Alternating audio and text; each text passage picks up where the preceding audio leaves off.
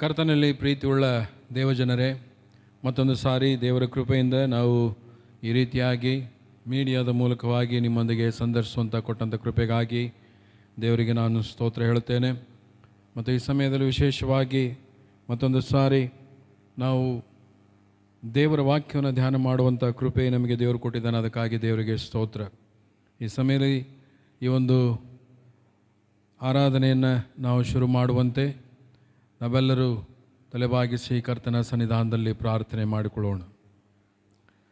ಕೃಪಾಭರಿತನಾದಂಥ ನಮ್ಮ ಪರಲೋಕದ ಪರಂಪ್ರೀತಿಯುಳ್ಳ ತಂದೆಯಾದ ದೇವರೇ, ಅಂತ್ಯಕಾಲದಲ್ಲಿ ನಡೆಯುವಂಥ ಅನೇಕ ಸಂಗತಿಗಳ ವಿಷಯದಲ್ಲಿ ನಾವು ಧ್ಯಾನ ಮಾಡುತ್ತಾ ಇರುವಾಗ ದೇವರೇ, ಹೌದು ರಕ್ಷಕನೇ, ನೀನು ನೀತಿಯ ನ್ಯಾಯಾಧೀಶನಾಗಿ ದೇವರೇ ಈ ಒಂದು ಪ್ರಕಟಣೆಯ ಪ್ರವಾದನೆಯ ಕೊನೆಯ ಹಂತದಲ್ಲಿ ತಲುಪಿದಾಗ ನೀನು ನೀತಿಯ ನ್ಯಾಯಾಧೀಶನಾಗಿ ಕುಳಿತುಕೊಂಡು ಆ ತೀರ್ಪು ಕೊಡುವಂಥ ಆ ಒಂದು ದಿನವನ್ನು ನಾವು ಜ್ಞಾಪಕ ಮಾಡಿಕೊಂಡು ನಿನಗೆ ಸ್ತೋತ್ರ ಹೇಳುತ್ತೇವೆ.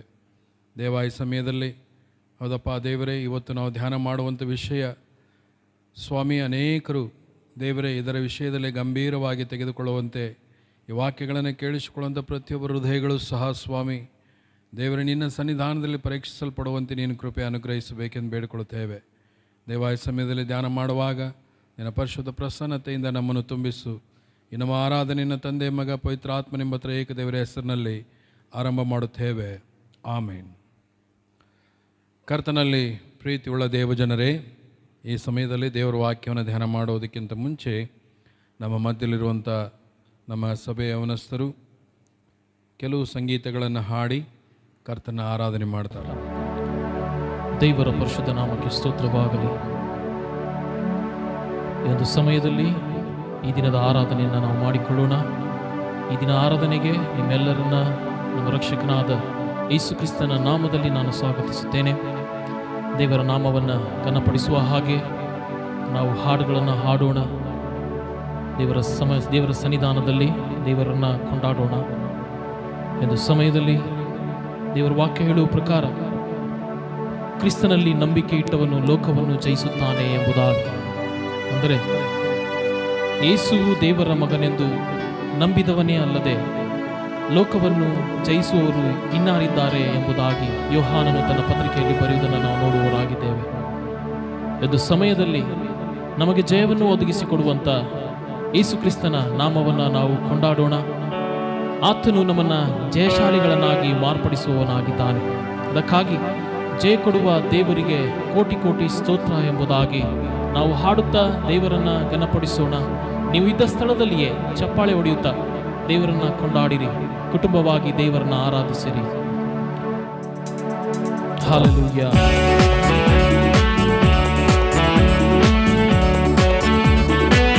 ಜಯ ಕೊಡುವ ದೇವರಿಗೆ ಕೋಟಿ ಕೋಟಿ ಸ್ತೋತ್ರ. ಜೀವ ನೀಡುವ ಯೇಸುರಾಜನಿಗೆ ಎಂದೆಂದಿಗೂ ಸ್ತೋತ್ರ. ಜಯ ಕೊಡುವ ದೇವರಿಗೆ ಕೋಟಿ ಕೋಟಿ ಸ್ತೋತ್ರ. ಜೀವ ನೀಡುವ ಯೇಸುರಾಜನಿಗೆ ಎಂದೆಂದಿಗೂ ಸ್ತೋತ್ರ. ಜಯ ಕೊಡುವ ದೇವರಿಗೆ ಕೋಟಿ ಕೋಟಿ ಸ್ತೋತ್ರ.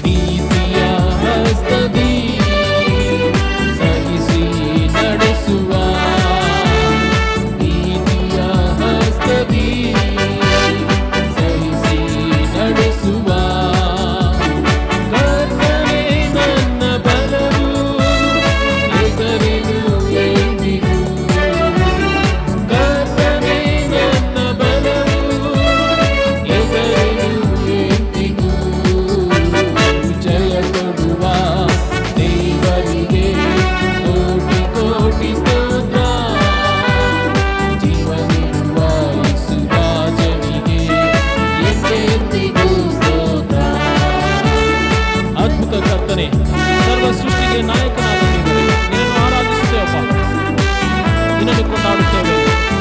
ನಿನಗೆ ಮಾತ್ರ ಸ್ತುತಿ ಸ್ತೋತ್ರಗಳು ಸ್ವಾಮಿ. ಎಲ್ಲರೂ ಸೇರಿ ಅದ್ಭುತ ಕರ್ತನೇ, ಸರ್ವ ಸೃಷ್ಟಿಗೆ ನಾಯಕ. ಇನ್ನೊಂದು ಸಾರಿ, ಅದ್ಭುತ ಕರ್ತನೇ, ಸರ್ವ ಸೃಷ್ಟಿಗೆ ನಾಯಕ. ಯುದ್ಧ ಶೂರನೇ, ಜೀವಿಸುವ ರಕ್ಷಕನೇ. ಹಲ್ಲೆಲೂಯಾ. ಯುದ್ಧ ಶೂರನೇ, ಜೀವಿಸುವ ರಕ್ಷಕನೇ. ಜಯ ಕೊಡುವ ದೇವರಿಗೆ ಕೋಟಿ ಕೋಟಿ ಸ್ತೋತ್ರ. ಜೀವ ನೀಡುವ ಯೇಸು ರಾಜನಿಗೆ ಎಂದೆಂದಿಗೂ ಸ್ತೋತ್ರ. ನಮ್ಮನ್ನು ಕರೆದ ಆತನು ನಂಬಿಗಸ್ತನು. ಆತನು ಮಾಡಿದ ವಾಗ್ದಾನಗಳನ್ನು ನೆರವೇರಿಸುವ ದೇವರು ಆತನಾಗಿದ್ದಾನೆ. ಪರಿಶುದ್ಧ ಆತ್ಮದಿಂದ ಅಭಿಷೇಕ ಮಾಡುವ ದೇವರೇ, ಇದನ್ನು ಆರಾಧಿಸುತ್ತೇವೆ. ಹಲ್ಲೆಲೂಯಾ. ನಂಬಿಗಸ್ತನು, ಎಲ್ಲರೂ ಸೇರಿ.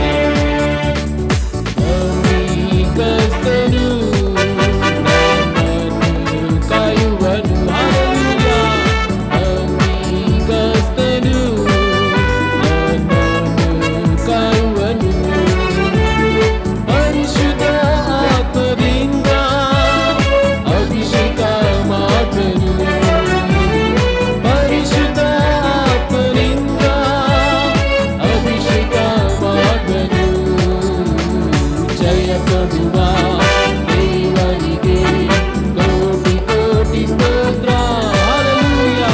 ಜೀವ ನೀಡುವ ಯೇಸು ರಾಜನಿಗೆ ಎಂದೆಂದಿಗೂ ಸ್ತೋತ್ರ. ಜಯ ಕೊಡುವ ದೇವರಿಗೆ ಕೋಟಿ ಕೋಟಿ ಸ್ತೋತ್ರ. ಜೀವ ನೀಡುವ ಯೇಸು ರಾಜನಿಗೆ ಎಂದೆಂದಿಗೂ ಸ್ತೋತ್ರ. ಹಲ್ಲೆಲೂಯಾ. Hallelujah, hallelujah. ಹಾಡುವೆ ಆನಂದದಿಂದ ಹೊಗಳುವೆ. Hallelujah, hallelujah. ಹಾಡುವೆ ಆನಂದದಿಂದ ಹೊಗಳುವೆ. ಜಯ ಕೊಡುವ ದೇವರಿಗೆ ಕೋಟಿ ಕೋಟಿ ಸ್ತೋತ್ರ. ಜೀವ ನೀಡುವ ಯೇಸು ರಾಜನಿಗೆ ಎಂದೆಂದಿಗೂ ಸ್ತೋತ್ರ. ಇನ್ನೊಂದು ಸಾರಿ, ಜಯ ಕೊಡುವ ದೇವರಿಗೆ ಕೋಟಿ ಕೋಟಿ ಸ್ತೋತ್ರ. ಹಲ್ಲೆಲೂಯಾ. ಜೀವ ನೀಡುವ ಯೇಸು ರಾಜನಿಗೆ ಎಂದೆಂದಿಗೂ ಸ್ತೋತ್ರ.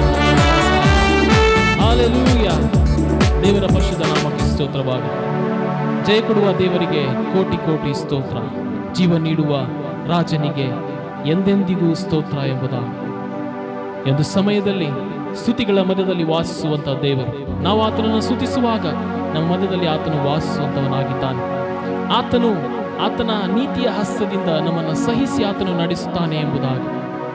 ಆತನು ಪರಿಶುದ್ಧ ಆತ್ಮದಿಂದ ನಮ್ಮನ್ನು ಅಭಿಷೇಕ ಪಡಿಸುತ್ತಾನೆ ಎಂಬುದಾಗಿ. ಆತನು ಅದ್ಭುತ ಕರ್ತನು, ಸರ್ವ ಸೃಷ್ಟಿಗೆ ನಾಯಕ ಎಂಬುದಾಗಿ. ಆತನು ಯುದ್ಧ ಶೂರನು, ಅಂದರೆ ನಮಗೆ ಜಯ ಕೊಡುವಂತಹ ದೇವರು ಆತನಾಗಿದ್ದಾನೆ. ಅದಕ್ಕಾಗಿ ಜಯ ಕೊಡುವ ದೇವರೇ, ನಿಮಗೆ ಕೋಟಿ ಕೋಟಿ ಸ್ತೋತ್ರ ಎಂಬುದಾಗಿ ಹೇಳು. ನಿಮ್ಮ ಬಾಯಿಗಳನ್ನು ತೆರೆದು ಆತನಿಗೆ ಸ್ತೋತ್ರಗಳನ್ನು ಸಲ್ಲಿಸಿ. ಆತನು ನಿಮಗೆ ಜಯ ಕೊಡುವವನಾಗಿದ್ದಾನೆ, ನಮಗೆ ಜಯ ಕೊಡುವವನಾಗಿದ್ದಾನೆ. ನಮ್ಮ ಪರಿಸ್ಥಿತಿಗಳು ಏನೇ ಇದ್ದರೂ, ರೋಗದ ವಿರುದ್ಧ, ಸಮಸ್ಯೆಗಳ ವಿರುದ್ಧ,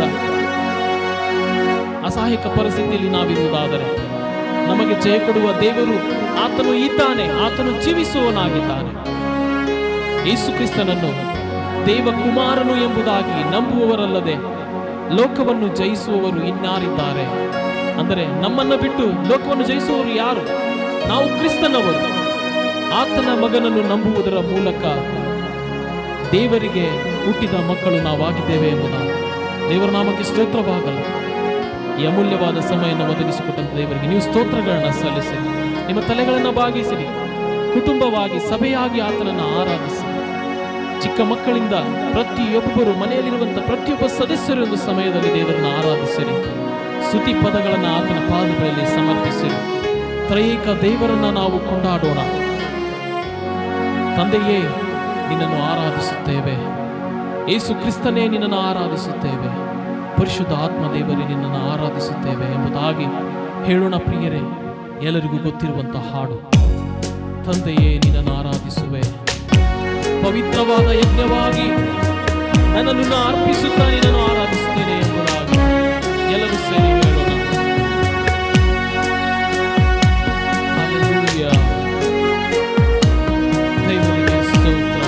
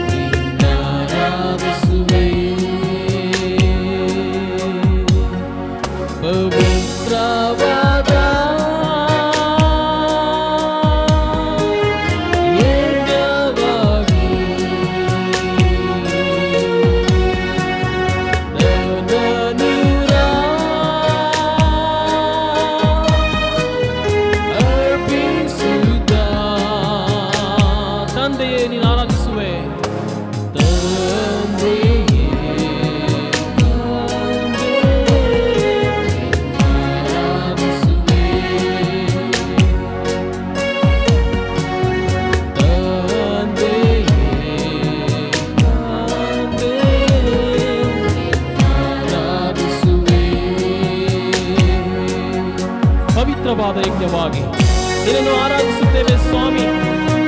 ನಾವು ಅಪವಿತ್ರರಾಗಿದ್ದೇವೆ, ನೀನು ನಮ್ಮನ್ನು ಪರಿಶುದ್ಧಗೊಳಿಸಿದ್ದೀ. ಪರಿಶುದ್ಧ ಯಜ್ಞವಾಗಿ ನಿನ್ನ ಸನ್ನಿಧಾನದಲ್ಲಿ ನಮ್ಮನ್ನು ನಾವು ಸಮರ್ಪಿಸುತ್ತೇವೆ. ಯೇಸು ಕ್ರಿಸ್ತನ ನಿನ್ನನ್ನು ಆರಾಧಿಸುತ್ತೇವಪ್ಪ ಸ್ವಾಮಿ. ಪೂರ್ಣ ಮನಸ್ಸಿನಿಂದ ನಿನ್ನನ್ನು ಕೊಂಡಾಡುತ್ತೇವೆ. ವಿವೇಕಪೂರ್ವವಾದ ಆರಾಧನೆಯನ್ನು ಸಲ್ಲಿಸುವುದಕ್ಕಾಗಿ ನಿನ್ನ ಸನ್ನಿಧಾನಕ್ಕೆ ನಾವು ಬಂದಿದ್ದೇವೆ. ನಿನಗಿಷ್ಟವಾದ ಯಜ್ಞವಾಗಿ ನಿನ್ನನ್ನು ಕೊಂಡಾಡುತ್ತೇವೆ. ನಿನಗೆ ಮಹಿಮೆಯಾಗಲಿ ಸ್ವಾಮಿ. ಎಲ್ಲರೂ ಸೇರಿ ಯೇಸುವೆ, ಯೇಸುವೆ, ಆರಾಧಿಸುವೆ, ಆರಾಧಿಸುವೆ, ಯೇಸುವೆ, ಯೇಸುವೆ, ಆರಾಧಿಸುವೆ. ನಿನಗಿಷ್ಟವಾದ ಯಜ್ಞವಾಗಿ ನನ್ನನ್ನು ಅರ್ಪಿಸುತ್ತಾ ಯೇಸುವೆ, ಯೇಸುವೆ, ಯೇಸುವೆ, ಆರಾಧಿಸುವೆ, ಆರಾಧಿಸುವೆ, ಯೇಸುವೆ, ಯೇಸುವೆ, ಆರಾಧಿಸುವೆ. ಆತನ ಚಿತ್ತವನ್ನು ಅರಿತುಕೊಂಡವರಾಗಿ ಇದು ಸಮಯದಲ್ಲಿ ಆತನಿಗಾಗಿ ಜೀವಿಸಬೇಕೆಂಬುದಾಗಿ ನಿರ್ಧರಿಸಿದ ಪ್ರತಿಯೊಬ್ಬರು ಹೇಳೋಣ, ನಿನಗಿಷ್ಟವಾದ ಯಜ್ಞವಾಗಿ ನಮ್ಮನ್ನು ನಾವು ಸಮರ್ಪಿಸುತ್ತೇವೆ ಸ್ವಾಮಿ. ನಿನ್ನ ಚಿತ್ತವನ್ನು ಕಲಿಯ ಮಾಡು ದೇವರೇ. ನಿನ್ನ ಮಾರ್ಗವನ್ನು ತಿಳಿಯಪಡಿಸು ಸ್ವಾಮಿ. ನಿನ್ನ ಅತ್ಯಧಿಕವಾದ ಶಕ್ತಿಯಿಂದ ನಮ್ಮನ್ನು ತುಂಬಿಸು ಸ್ವಾಮಿ. ಜಯ ಕೊಡುವ ದೇವರೇ, ನಿನ್ನನ್ನು ಕೊಂಡಾಡುತ್ತೇವಪ್ಪ ಸ್ವಾಮಿ. ಪರಿಶುದ್ಧ ಆತ್ಮನೇ, ನಿನ್ನನ್ನು ಆರಾಧಿಸುತ್ತೇವೆ ಎಂಬುದಾಗಿ ಹೇಳೋಣ. ದೇವರ ಮಹಿಮೆಗಾಗಿ ಎಲ್ಲರೂ ಹೇಳೋಣ ಪ್ರಿಯರೇ. ಆತ್ಮನೇ, ನಿನ್ನನ್ನು ಆರಾಧಿಸುವೆ. ಆತ್ಮನೇ, ಆತ್ಮನೇ, ನಿನ್ನಾರಾಧಿಸುವೆ, ನಿನ್ನಾರಾಧಿಸುವೆ. ಆತ್ಮನೇ, ಆತ್ಮನೇ, ನಿನ್ನಾರಾಧಿಸುವೆ. ಸಜೀವವಾದ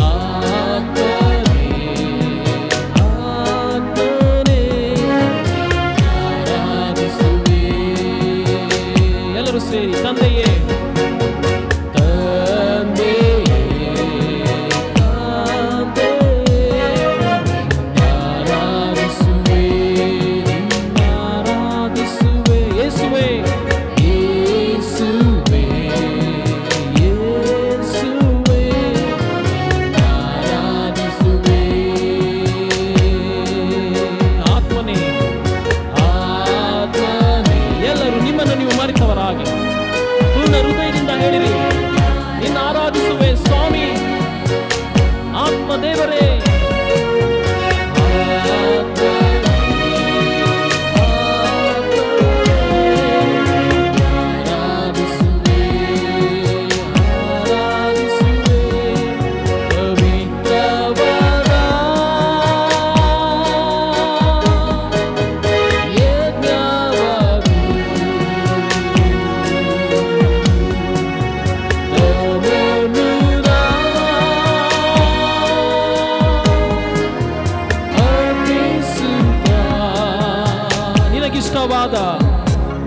ನಿನಗಿಷ್ಟವಾದ ಯಜ್ಞವಾಗಿ ನನ್ನನ್ನು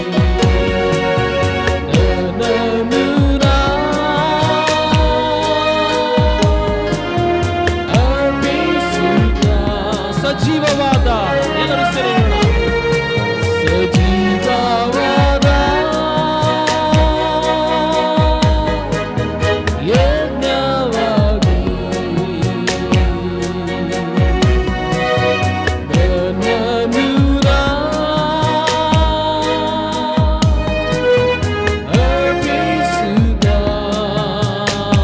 ತಂದೆಯೇ ನಿನ್ನ ಆರಾಧಿಸುವೆ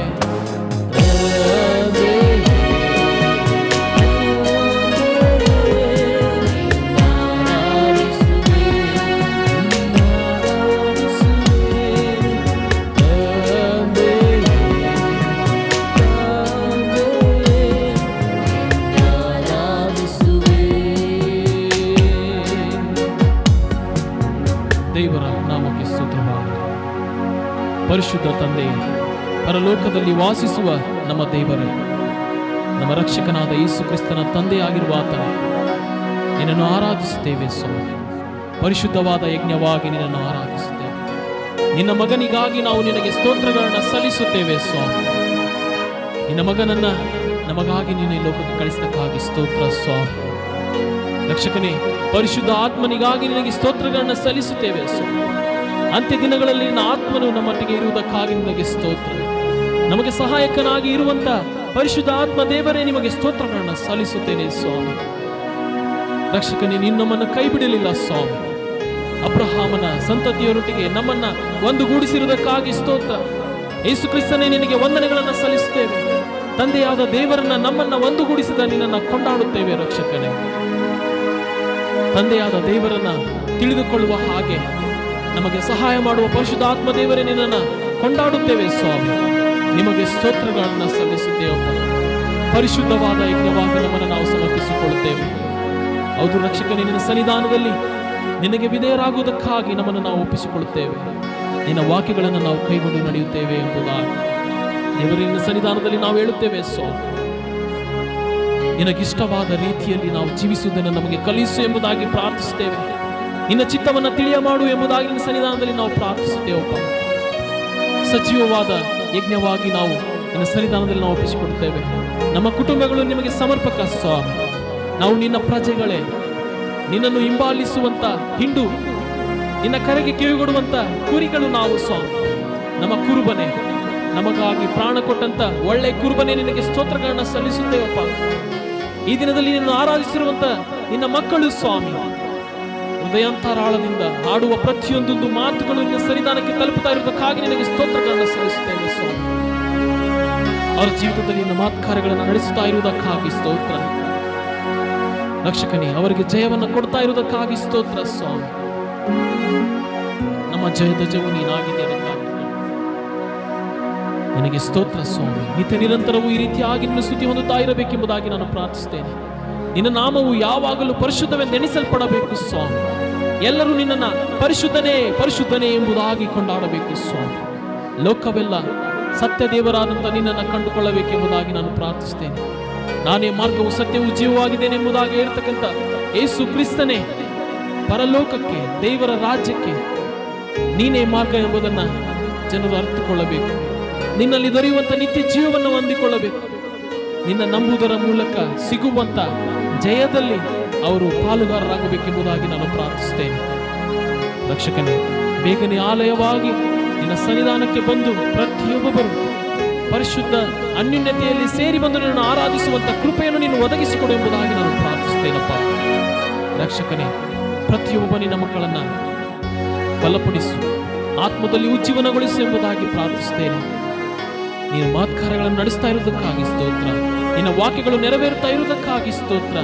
ಪ್ರತಿ ದಿನವೂ ಪ್ರತಿ ಗಳಿಗೆಯೂ ನಿನ್ನ ಪುಸ್ತಕದಲ್ಲಿ ಬರೆಯಲ್ಪಟ್ಟಿರುವುದಕ್ಕಾಗಿ ನಿನಗೆ ಸ್ತೋತ್ರ ಸ್ವಾಮಿ. ನಿನ್ನ ಚಿತ್ತಕ್ಕೆ, ನಿನ್ನ ಕರಗಳಿಗೆ ನಮ್ಮೆಲ್ಲರನ್ನು ಒಪ್ಪಿಸಿಕೊಡುತ್ತೇವಪ್ಪ. ಆರಾಧನೆಯ ಆರಂಭವೂ ಅಂತ್ಯವೂ ಮಧ್ಯವೂ ನೀನಾಗಿರುವುದಕ್ಕಾಗಿ ನಿನಗೆ ಸ್ತೋತ್ರ. ನಮ್ಮ ಜೀವಿತದಲ್ಲಿ ಹೌದು ಸ್ವಾಮಿ, ನೀನೇ ಆರಂಭ ಮಧ್ಯ ಅಂತ್ಯವೂ ಆಗಿರು ಎಂಬುದಾಗಿ ಬೇಡಿಕೊಳ್ಳುತ್ತಾ ಎಲ್ಲ ಘನಮಾನ ಮಹಿಮೆಗಳನ್ನು ನಿನಗೆ ಸಲ್ಲಿಸುತ್ತೇನೆ ಸ್ವಾಮಿ. ಎಲ್ಲ ಸ್ತುತಿ ಸ್ತೋತ್ರ ಪದಗಳನ್ನು ನಿನಗೆ ಸಲ್ಲಿಸುತ್ತೇನೆ. ಈ ಪ್ರಾರ್ಥನೆಗಳನ್ನು, ಸ್ತುತಿ ಪದಗಳನ್ನು, ಸ್ತೋತ್ರಗಳನ್ನು ನಮ್ಮ ಒಡೆಯನೂ ರಕ್ಷಕನೂ ಆಗಿರುವಂಥ ಯೇಸು ಕ್ರಿಸ್ತನ ನಾಮದಲ್ಲಿ ನಿನ್ನ ಪಾದದ ಬಳಿಯಲ್ಲಿ ನಾನು ಸಮರ್ಪಿಸುತ್ತೇನೆ, ನಮ್ಮ ಪರಲೋಕದ ತಂದೆಯೇ. ಆಮೆನ್. ಹಲ್ಲೆಲೂಯಾ. ದೇವರ ನಾಮಕ್ಕೆ ಸ್ತೋತ್ರವಾಗಿ. ದೇವರು ನಿಮ್ಮೆಲ್ಲರನ್ನು ಆಶೀರ್ವದಿಸಲು ಎಂದು ಸಮಯದಲ್ಲಿ ದೇವರ ವಾಕ್ಯವನ್ನು ನಾವು ಕೇಳಿಕೊಳ್ಳೋಣ. ನಮ್ಮ ಮಧ್ಯದಲ್ಲಿರ್ತಕ್ಕಂಥ ಬಿಷಪಯ್ಯನವರು ನಮ್ಮನ್ನು ವಾಕ್ಯದಲ್ಲಿ ನಡೆಸುತ್ತಾರೆ. ಅವರು ಹೇಳುವಂಥ ವಾಕ್ಯಗಳು ನಿಮ್ಮೆಲ್ಲರಿಗೆ ಆಶೀರ್ವಾದದಾಯಕವಾಗಿರಲಿ ಎಂಬುದಾಗಿ ಪ್ರಾರ್ಥಿಸುತ್ತೇನೆ. ಆಮೆನ್. ದೇವರ ನಾಮಕ್ಕೆ ಸ್ತೋತ್ರವಾಗಲಿ. ಈ ಸಮಯದಲ್ಲಿ ಇವತ್ತು ಧ್ಯಾನಕ್ಕಾಗಿ ಆರಿಸಿಕೊಂಡಂಥ ವಾಕ್ಯದ ಭಾಗವನ್ನು ನಾವು ಓದಿಕೊಳ್ಳೋಣ. ಲೂಕನು ಬರೆದ ಸುವಾರ್ತೆ 16ನೇ ಅಧ್ಯಾಯ 19ರಿಂದ 31 ವಚನಗಳು. ಲೂಕನು ಬರೆದ ಸುವಾರ್ತೆ 16ನೇ ಅಧ್ಯಾಯ 19ರಿಂದ 31ನೇ ವಚನಗಳವರೆಗೆ ನಾವು ದೇವರ ವಾಕ್ಯವನ್ನು ಓದಿಕೊಳ್ಳೋಣ. ಲೂಕನು ಬರೆದ ಸುವಾರ್ತೆ 16ನೇ ಅಧ್ಯಾಯ ವಚನ 19ರಿಂದ ಅಧ್ಯಾಯ ಪೂರ್ತಿ. ಭೋಗ ಪುರುಷನು, ಭಿಕ್ಷೆಗಾರನು ಇವರ ದೃಷ್ಟಾಂತ. ಐಶ್ವರ್ಯವಂತನಾದ ಒಬ್ಬ ಮನುಷ್ಯನಿದ್ದನು. ಅವನು ಸಕಲಾತಿ ನಯವಾದ ನಾರುಮಡಿ ಮುಂತಾದ ವಸ್ತ್ರಗಳನ್ನು ಧರಿಸಿಕೊಂಡು ಪ್ರತಿದಿನವೂ ವೈಭವದೊಡನೆ ಸುಖ ಸಂತೋಷ ಪಡುತ್ತಿದ್ದನು. ಅವನ ಮನೆ ಬಾಗಿಲಲ್ಲಿ ಲಾಜರನೆಂಬ ಒಬ್ಬ ಭಿಕ್ಷೆಗಾರನು ಬಿದ್ದುಕೊಂಡಿದ್ದನು. ಇವನು ಮೈತುಂಬ ಹುಣ್ಣೆದ್ದವನು. ಐಶ್ವರ್ಯವಂತನ ಮೇಜಿನಿಂದ ಬಿದ್ದ ಎಂಜಲನ್ನು ತಿಂದು ಹಸಿವು ತೀರಿಸಿಕೊಳ್ಳಬೇಕೆಂದಿದ್ದನು. ಇಷ್ಟು ಮಾತ್ರವಲ್ಲದೆ ನಾಯಿಗಳು ಸಹ ಬಂದು ಅವನ ಹುಣ್ಣುಗಳನ್ನು ನೆಕ್ಕುವವು. ಹೀಗಿರುವಲ್ಲಿ ಸ್ವಲ್ಪ ಕಾಲವಾದ ಮೇಲೆ ಆ ಭಿಕ್ಷುಗಾರನು ಸತ್ತನು. ದೇವದೂತರು ಅವನನ್ನು ತೆಗೆದುಕೊಂಡು ಹೋಗಿ ಅಬ್ರಾಮನ ಎದೆಗೆ ಒರಗಿಸಿದರು. ಆ ಐಶ್ವರ್ಯವಂತನು ಸಹ ಸತ್ತನು. ಅವನಿಗೆ ಉತ್ತರ ಕ್ರಿಯೆಗಳು ಆದವು. ಅವನು ಪಾತಾಳದೊಳಗೆ ಯಾತನೆ ಪಡುತ್ತಾ ಇರುವಲ್ಲಿ ಕಣ್ಣೆತ್ತಿ ದೂರದಿಂದ ಆ ಬ್ರಾಹ್ಮಣನನ್ನು ಅವನ ಎದೆಗೆ ಒರಗಿಕೊಂಡಿದ್ದ ಲಾಜರನನ್ನು ನೋಡಿ, ತಂದೆಯೇ ಅಬ್ರಾಮನೇ, ನನ್ನ ಮೇಲೆ ದಯವಿಟ್ಟು ಲಾಜರನನ್ನು ಕಳುಹಿಸು.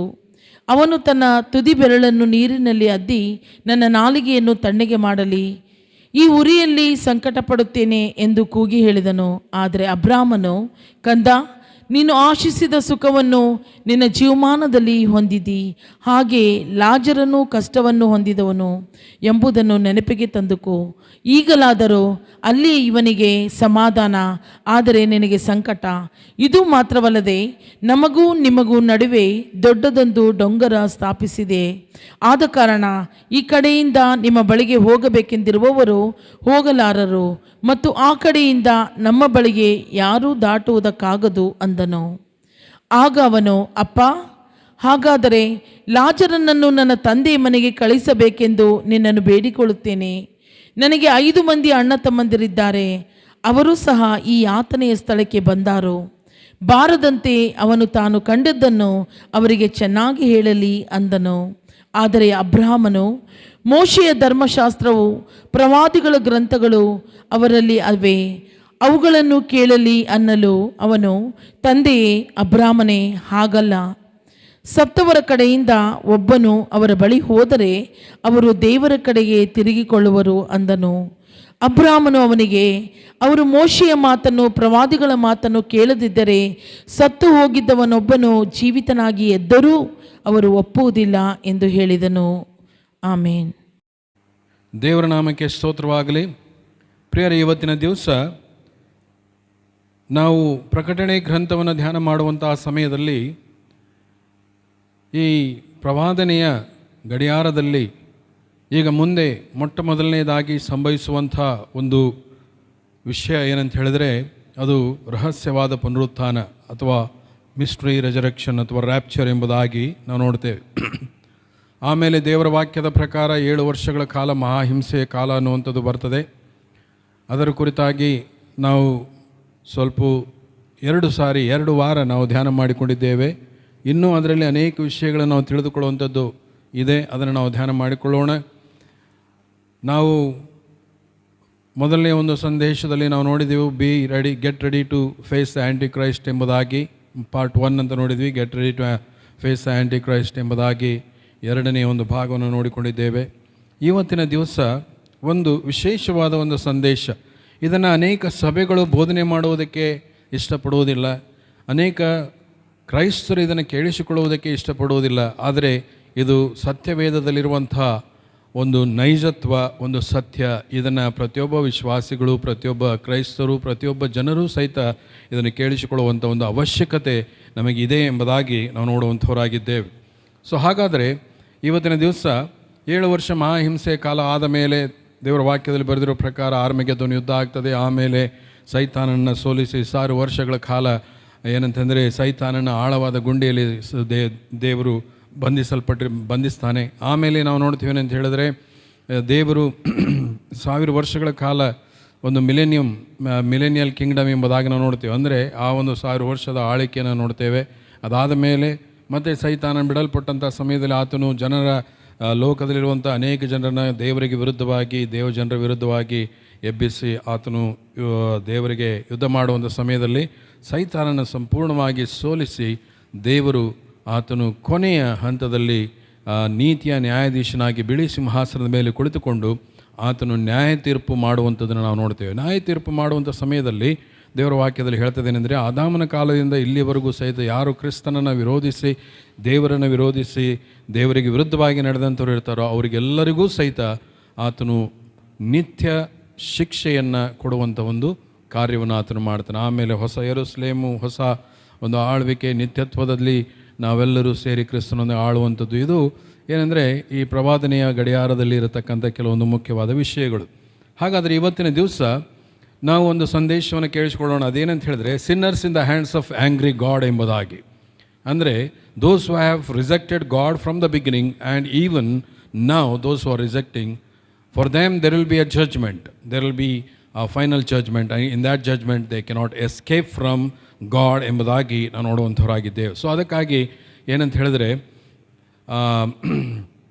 Sinners in the hands of angry God ಅಂತ ಹೇಳಿದರೆ, ದೇವರು ನಮಗೆ ಸತ್ಯವೇದದಲ್ಲಿ ದೇವರ ವಾಕ್ಯದಲ್ಲಿ ನಾವು ದೈವಜ್ಞಾನ ಶಾಸ್ತ್ರವನ್ನು ನಾವು ಓದುವಂಥ ಸಮಯದಲ್ಲಿ ಕೆಲವೊಂದು communicable attributes of god and non communicable attributes of God ಎಂಬುದಾಗಿ ನಾವು ನೋಡ್ತೇವೆ.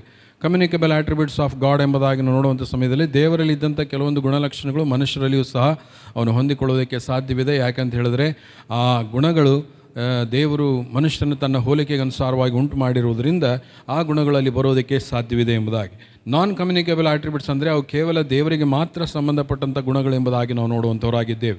ಆ ಗುಣಗಳು ಯಾವಂತ ಹೇಳಿದರೆ, ದೇವರು ಪರಿಶುದ್ಧನು, ಆತನು ನೀತಿವಂತನು ಮತ್ತು ಆತನು ಎಂದಿಗೂ ಬದಲಾಗದಂಥವನು, ಆತನು ಸರ್ವಶಕ್ತನು, ಸರ್ವಜ್ಞಾನಿ, ಸರ್ವವ್ಯಾಪಿ, ನಿತ್ಯತ್ವದಲ್ಲಿ ಆಳುವಂಥವನು.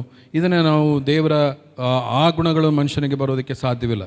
ಹಾಗಾದರೆ ದೇವರು ಮನುಷ್ಯನ ತನ್ನ ಹೋಲಿಕೆಗೆ ಅನುಸಾರವಾಗಿ ಉಂಟು ಮಾಡಲ್ಪಟ್ಟಂಥ ಮನುಷ್ಯ ದೇವರಿಗೆ ವಿರುದ್ಧವಾಗಿ ಪಾಪ ಮಾಡಿದಾಗ ದೇವರು ಆ ಪಾಪವನ್ನು ಕ್ಷಮಿಸೋದಕ್ಕೋಸ್ಕರ ನಾವು ಆದಾಮನ ಕಾಲದಲ್ಲಿ ನಾವು ನೋಡ್ತೇವೆ, ದೇವರು ಒಂದು ಯಜ್ಞವನ್ನು ಸಮರ್ಪಣೆ ಮಾಡಿ ಆ ಯಜ್ಞದ ಮೂಲಕವಾಗಿ ಅವರಿಗೆ ಚರ್ಮದ ಅಂಗಿಗಳನ್ನು ತೊಡಿಸಿದ. ಆಮೇಲೆ 2000 ವರ್ಷಗಳ ಹಿಂದೆ ಯೇಸು ಕ್ರಿಸ್ತನು ಈ ಲೋಕದ ಪಾಪ ನಿವಾರಣೆ ಮಾಡೋದಕ್ಕೋಸ್ಕರ ದೇವರ ವಾಕ್ಯದಲ್ಲಿ ನಾವು ನೋಡ್ತೇವೆ. ಏನಂತ ಹೇಳಿದ್ರೆ, ಮನುಷ್ಯ ಕುಮಾರನ ಕೆಟ್ಟು ಹೋಗಿರೋನು ಹುಡುಕಿ ರಕ್ಷಿಸೋದಕ್ಕೋಸ್ಕರ ಕಾಲವು ಪರಿಪೂರ್ಣವಾದಾಗ ಆತನು ಬಂದನು ಎಂಬುದಾಗಿ ನೋಡುವಂಥವರಾಗಿದ್ದೇವೆ. ಹಾಗಾದರೆ ಯೇಸು ಕ್ರಿಸ್ತನು ಈ ಲೋಕಕ್ಕೆ ಬಂದಿದ್ದು ಪಾಪಗಳನ್ನು ಕ್ಷಮಿಸಿ ಮನುಷ್ಯರು ದೇವರ ಕಡೆಗೆ ತಿರುಗಿಕೊಳ್ಳುವಂಥ ಸಮಯದಲ್ಲಿ ಅವರಿಗೆ ನಿತ್ಯ ಜೀವ ಕೊಡಬೇಕೆಂಬುದಾಗಿ ಆತನು ಬಂದ. ಆ ದೇವರ ವಾಕ್ಯದಲ್ಲಿ ನಾವು ಇನ್ನೊಂದು ಸ್ಪಷ್ಟವಾದ ಆಲೋಚನೆ ನಾವು ನೋಡ್ತೀವಿ. ಅಂದರೆ ಯೇಸು ಕ್ರಿಸ್ತನು ಯಾರ್ಯಾರೋ ಆತನ ಅಂಗೀಕರಿಸಿದ್ರು ಅಂದರೆ ಆತನ ಹೆಸರ ಮೇಲೆ ನಂಬಿಕೆ ಇಟ್ಟರವರಿಗೆ ದೇವರ ಮಕ್ಕಳಾಗುವ ಅಧಿಕಾರವನ್ನು ಕೊಟ್ಟ. ಆದರೆ ಯಾರೋ ಆತನ ತಿರಸ್ಕರಿಸಿದರೋ ಅವರಿಗೂ ಸಹ ದೇವರು ಒಂದು ತೀರ್ಪನ್ನು ಕೊಡುವಂಥವನಾಗಿದ್ದಾನೆ. ಹಾಗಾದರೆ ಇವತ್ತಿನ ದಿವಸ ನಾವು ಧ್ಯಾನ ಮಾಡುವಂಥ ಒಂದು ವಿಷಯ ಏನಂತ ಹೇಳಿದ್ರೆ, ultimate the final judgement of God, ಅಂದರೆ ನಿತ್ಯ ನರಕದ ಒಂದು ತೀರ್ಪು ಎಂಬುದಾಗಿ. ನರಕ ಎಂಬುದಾಗಿ ಹೇಳುವಂಥ ಸಮಯದಲ್ಲಿ ಇಲ್ಲಿ ನಾವು ಸತ್ಯವೇದವನ್ನು ಸ್ವಲ್ಪ ಧ್ಯಾನ ಮಾಡುವ ಒಂದು ಸಮಯದಲ್ಲಿ ಹಿಬ್ರು ಭಾಷೆಯಲ್ಲಿ ಶಿಯೋಲ್ ಎಂಬುದಾಗಿ ನಾವು ನೋಡ್ತೇವೆ. ಅದಕ್ಕೆ ಸಮನಾದಂಥ ಪದಗಳು ಹೇಡೆಸ್ ಮತ್ತು ಗೆಹನ್ನ ಅನ್ನುವಂಥದ್ದು ನೋಡ್ತೇವೆ.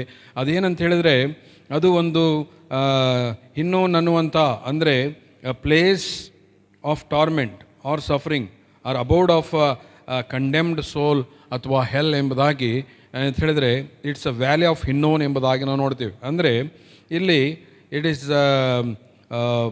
which means it refers to the valley of Hinnon outside the city walls of Jerusalem ಎಂಬುದಾಗಿ, where the garbage was dumped ಎಂಬುದಾಗಿ ನಾವು ನೋಡ್ತೇವೆ. ಹಾಗಾದರೆ ಈ ಒಂದು ಸಮಯದಲ್ಲಿ ದೇವರ ವಾಕ್ಯದಲ್ಲಿ ನಾವು ನೋಡ್ತೇವೆ ಅಂತ ಹೇಳಿದ್ರೆ, ಶಿಯೋಲ್ ಅನ್ನುವಂಥದ್ದು ಸತ್ತಂಥ ಅಥವಾ ಈ ಲೋಕದಲ್ಲಿ ಮರಣ ಹೊಂದಿದಂಥ ಅನೇಕ ಜನರು ಇರುವಂಥ ಒಂದು ಸ್ಥಳ. ಅದಕ್ಕೆ ಒಂದು ವೇಳೆ ಏನಂದರೆ ಗಾಡ್ಸ್ ಡಂಪಿಂಗ್ ಯಾರ್ಡ್ ಎಂಬುದಾಗಿ ಸಹ ಕೆಲವರು ಹೇಳ್ತಾರೆ, ಹೆಲ್ ಅಂತ ಹೇಳುವಾಗ. ಆಮೇಲೆ ಇಲ್ಲಿ ಓಲ್ಡ್ ಟೆಸ್ಟ್ಮೆಂಟ್ನಲ್ಲಿ ನಾವು ನೋಡುವಂಥ ಸಮಯದಲ್ಲಿ it is abode of dead ಎಂಬುದಾಗಿ ನೋಡ್ತೇವೆ, ಅಂದರೆ ಮರಣ ಹೊಂದಿದಂಥವರ ಆತ್ಮಗಳಿರುವಂಥ ಸ್ಥಳ ಎಂಬುದಾಗಿ. ಮತ್ತು usually Sheol was thought as a being deep down in the earth as a hell is often thought of today ಎಂಬುದಾಗಿ. ಅಂದರೆ ಇವತ್ತಿನ ದಿವಸ ಅನೇಕರು ನರಕ ಅನ್ನುವಂಥದ್ದು ಹೇಗೆ ಇದೆ ಎಂಬುದಾಗಿ ನೋಡುವಂಥ ಸಮಯದಲ್ಲಿ ಅದು ಕೆಲವರು ಆಲೋಚನೆ ಮಾಡುವ ಸಮಯದಲ್ಲಿ ಈ ಲೋಕದ ಭೂಮಿಯ ಒಂದು ಆಳವಾದ ಅಗಾಧವಾದ ಸ್ಥಳದಲ್ಲಿ ಇದೆ ಎಂಬುದಾಗಿ.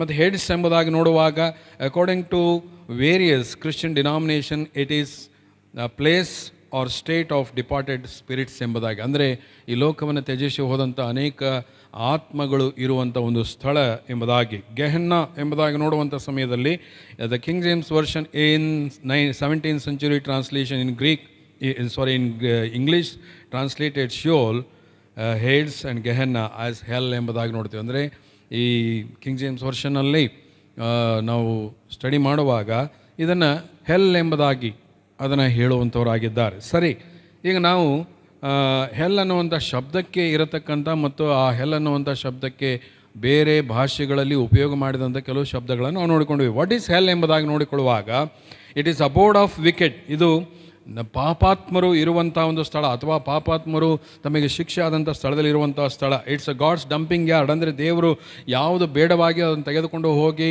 ಆ ಸ್ಥಳದಲ್ಲಿ ಬಿಸಾಕುವಂಥ ಒಂದು ಸ್ಥಳ. It's a place outside the new Jerusalem, ಅಂದರೆ ಹೊಸ ಯೆರೂಸಲೇಮಿನ ಹೊರಗಡೆ ಇರುವಂಥ ಒಂದು ಸ್ಥಳ.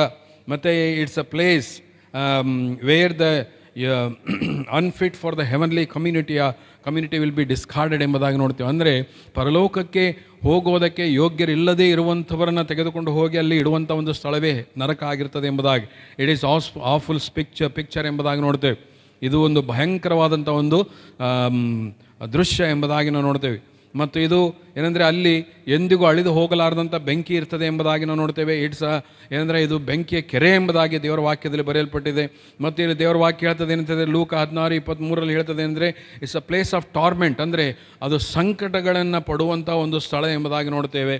It is a place of outer darkness, ಅಂದರೆ ಹೊರಗಿನ ಕತ್ತಲೆಯಿಂದ ತುಂಬಿದಂಥ ಒಂದು ಸ್ಥಳ. ಹಾಗಾದರೆ ನರಕ ಅಂದರೆ ಏನು ಎಂಬುದಾಗಿ ಸ್ವಲ್ಪ ನಾವು ತಿಳ್ಕೊಂಡಿದ್ದೇವೆ. ಈಗ hell is the banishment from the presence of God ಎಂಬುದಾಗಿ ಲೂಕ್ 2 ಥೆಸಲೋನಿಕ 1ನೇ ಅಧ್ಯಾಯ 8-10 ವಚನಗಳವರೆಗೆ ನಾವು ಓದ್ತೇವೆ. Hell is the banishment from the presence of God, ಅಂದರೆ ದೇವರು ನಿತ್ಯ ನಾಶನಕ್ಕಾಗಿ ಆರಿಸಿಕೊಂಡಂಥ ಒಂದು ಸ್ಥಳ ಎಂಬುದಾಗಿ ನಾವು ನೋಡ್ತೇವೆ. ಹಾಗಾದರೆ ನರಕ ಯಾರಿಗೋಸ್ಕರ ಉಂಟು ಮಾಡಲ್ಪಟ್ಟಿತ್ತು, ಇದನ್ನು ನಾವು ಪ್ರಶ್ನೆ ಮಾಡಬೇಕು. ಯಾಕಂದರೆ ಅನೇಕರಿಗೆ ಇವತ್ತಿನ ದಿನಮಾನಗಳಲ್ಲಿ ಏನಂತ ಹೇಳಿದ್ರೆ, ಕೆಲವರು many people are trying to socialize the gospel, many people are trying to ಏನಪ್ಪ ಅಂದರೆ preach the prosperity gospel, many people are preaching about the peace gospel. ಎಲ್ಲ ಇದೆ ನಿಜ. ನಮಗೆ ದೇವರು ಸಮಾಧಾನವನ್ನು ಕೊಡುವುದಕ್ಕಾಗಿ ಈ ಲೋಕದಲ್ಲಿ ಬಂದ ದೇವರು, ನಮಗೆ ಈ ಲೋಕದಲ್ಲಿ ಏನಂತ ಹೇಳಿದರೆ ರಕ್ಷಣೆ ಹೊಂದಬೇಕೆಂಬುದಾಗಿ ಬಂದ ದೇವರು ನೀತಿ ಸ್ವರೂಪನು, ಪ್ರೀತಿ ಸ್ವರೂಪನು, ದಯಾಳುವು, ಕರುಣೆ ಉಳ್ಳವನು, ದಯೆ ತೋರಿಸುವಂಥವನು ಆತನು. ಏನಂದರೆ ನಮ್ಮ ಪಾಪಗಳನ್ನು ತೆಗೆದು ನಮ್ಮ ಪೂರ್ವಕ್ಕೂ ಪಶ್ಚಿಮಕ್ಕೆ ಎಷ್ಟು ದೂರ ಅಷ್ಟು ದೂರ ಬಿಸಾಡುವಂಥ ದೇವರು. ನಮ್ಮ ಪಾಪಗಳು ಕಡು ಕೆಂಪಾಗಿದ್ರು ಹಿಮದ ಹಾಗೆ ಬೆಳ್ಳಗೆ ಮಾಡುವಂಥವನು, ಕಿರೋಮಂಜಿ ಬಣ್ಣವಾಗಿದ್ದರು ಉಣ್ಣೆಯಂತೆ ಬೆಳ್ಳಗೆ ಮಾಡುವಂಥವನು, ಇವೆಲ್ಲ ವಾಕ್ಯಗಳಿವೆ. ಆದರೆ ನಾವು one side of God we have seen, but there is another side of God, that God is a consuming fire. He cannot tolerate sin. ಆತನು ಏನಂದರೆ ಪಾಪಿಗಳನ್ನು ಆತನು ಪ್ರೀತಿ ಮಾಡ್ತಾನೆ, ಪಾಪವನ್ನು ಆತನು ದ್ವೇಷ ಮಾಡುವಂಥವನಾಗಿದ್ದಾನೆ ಎಂಬುದಾಗಿ ದೇವರ ವಾಕ್ಯದ ಮೂಲಕವಾಗಿ ನಾವು ತಿಳಿದುಕೊಳ್ತೇವೆ. ಹಾಗಾದರೆ ನರಕ ಯಾರಿಗೋಸ್ಕರ ಉಂಟು ಮಾಡಲ್ಪಟ್ಟಿತ್ತು ಎಂಬುದಾಗಿ ನೋಡುವಂಥ ಸಮಯದಲ್ಲಿ hell was originally prepared for the devil and his angels.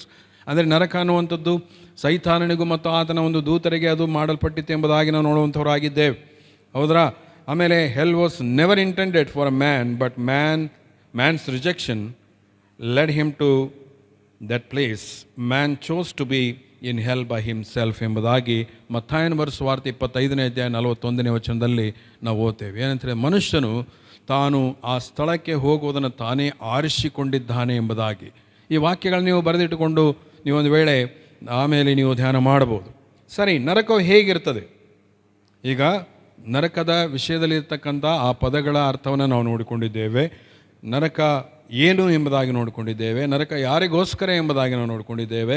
ಈಗ ನರಕ ಹೇಗಿರ್ತದೆ? ನರಕ ಹೇಗಿರ್ತದೆ ಅಂದರೆ ಇದು ಶಿಕ್ಷೆಯ ಸ್ಥಳ. ಮತ್ತಾಯನ ಬರೆದ ಸುವಾರ್ತೆ 25ನೇ ಅಧ್ಯಾಯ 41ರಿಂದ 44ನೇ ವಚನದವರೆಗೆ ನಾವು ನೋಡ್ತೇವೆ. ಮತ್ತಾಯನ ಬರೆದ ಸುವಾರ್ತೆ 25ನೇ ಅಧ್ಯಾಯ 41ರಿಂದ 44ನೇ ವಚನ. ಆಮೇಲೆ ಆತನು ಎಡಗಡೆಯಲ್ಲಿರುವವರಿಗೆ, ಶಾಪಗ್ರಸ್ತರೇ, ನನ್ನನ್ನು ಬಿಟ್ಟು ಪಿಶಾಚನಿಗೂ ಅವನ ದೂತರಿಗೂ ಸಿದ್ಧ ಮಾಡಿರುವ ನಿತ್ಯ ಬೆಂಕಿಯೊಳಕ್ಕೆ ಹೋಗಿರಿ. ನಾನು ಹಸಿದಿದ್ದೆನು, ನೀವು ನನಗೆ ಊಟಕ್ಕೆ ಕೊಡಲಿಲ್ಲ. ನಾನು ಬಾಯಾರಿದ್ದೆನು, ನೀವು ನನಗೆ ಕುಡಿಯುವುದಕ್ಕೆ ಕೊಡಲಿಲ್ಲ. ಪರದೇಶಿಯಾಗಿದ್ದೆನು, ನೀವು ನನ್ನನ್ನು ಸೇರಿಸಿಕೊಳ್ಳಲಿಲ್ಲ. ಬಟ್ಟೆ ಇಲ್ಲದವನಾಗಿದ್ದೆನು, ನೀವು ನನಗೆ ಉಡುವುದಕ್ಕೆ ಕೊಡಲಿಲ್ಲ. ರೋಗದಲ್ಲಿ ಬಿದ್ದಿದ್ದೆನು, ಸೆರೆಮನೆಯಲ್ಲಿದ್ದೆನು, ನೀವು ನನ್ನನ್ನು ಆರೈಕೆ ಮಾಡುವುದಕ್ಕೆ ಬರಲಿಲ್ಲವೆಂದು ಹೇಳುವನು. ಅದಕ್ಕೆ ಅವರು ಸಹ, ಸ್ವಾಮಿ, ಯಾವಾಗ ನೀನು ಹಸಿದದ್ದನ್ನು, ನೀನು ಬಾಯಾರಿದ್ದನ್ನು, ನೀನು ಪರದೇಶಿಯಾದದ್ದನ್ನು, ಬಟ್ಟೆ ಇಲ್ಲದವನಾಗಿದ್ದದ್ದನ್ನು, ರೋಗದಲ್ಲಿ ಬಿದ್ದದ್ದನ್ನು, ಸೆರೆಮನೆಯಲ್ಲಿದ್ದದ್ದನ್ನು ಕಂಡು ನಿನಗೆ ಉಪಚಾರ ಮಾಡದೆ ಹೋದೆವು ಅನ್ನುವರು. ಆಗ ಆತನು, ನೀವು ಈ ಕೇವಲ ಅಲ್ಪವಾದವರಲ್ಲಿ. Thank you so much brother. ಈ ದೇವರ ವಾಕ್ಯ ಹೇಳ್ತದೆ, ನಾವೇನೆಂದರೆ 41ನೇ ವಚನವೇ ನಾವು ಓದುವಂಥ ಸಮಯದಲ್ಲಿ ಇಲ್ಲಿ ದೇವರ ವಾಕ್ಯ ಹೇಳ್ತದೆ ಏನಂದರೆ, ಆಮೇಲೆ ಆತನು ಎಡಗಡೆಯಲ್ಲಿರುವವರಿಗೆ, ಶಾಪಗ್ರಸ್ತರೇ, ನನ್ನನ್ನು ಬಿಟ್ಟು ಪಿಶಾಚನಿಗೂ ಅವನ ದೂತರಿಗೂ ಸಿದ್ಧ ಮಾಡಿದ ನಿತ್ಯ ಬೆಂಕಿಯೊಳಗೆ ಹೋಗಿರಿ ಎಂಬುದಾಗಿ ಹೇಳುವಂಥದ್ದು ನಾವು ನೋಡುವಂಥವರಾಗಿದ್ದೇವೆ. ಪ್ರಿಯರೇ, ಈ ಸಮಯದಲ್ಲಿ ಇದು ನಿತ್ಯ ಶಿಕ್ಷೆಯ ಸ್ಥಳ ಎಂಬುದಾಗಿ.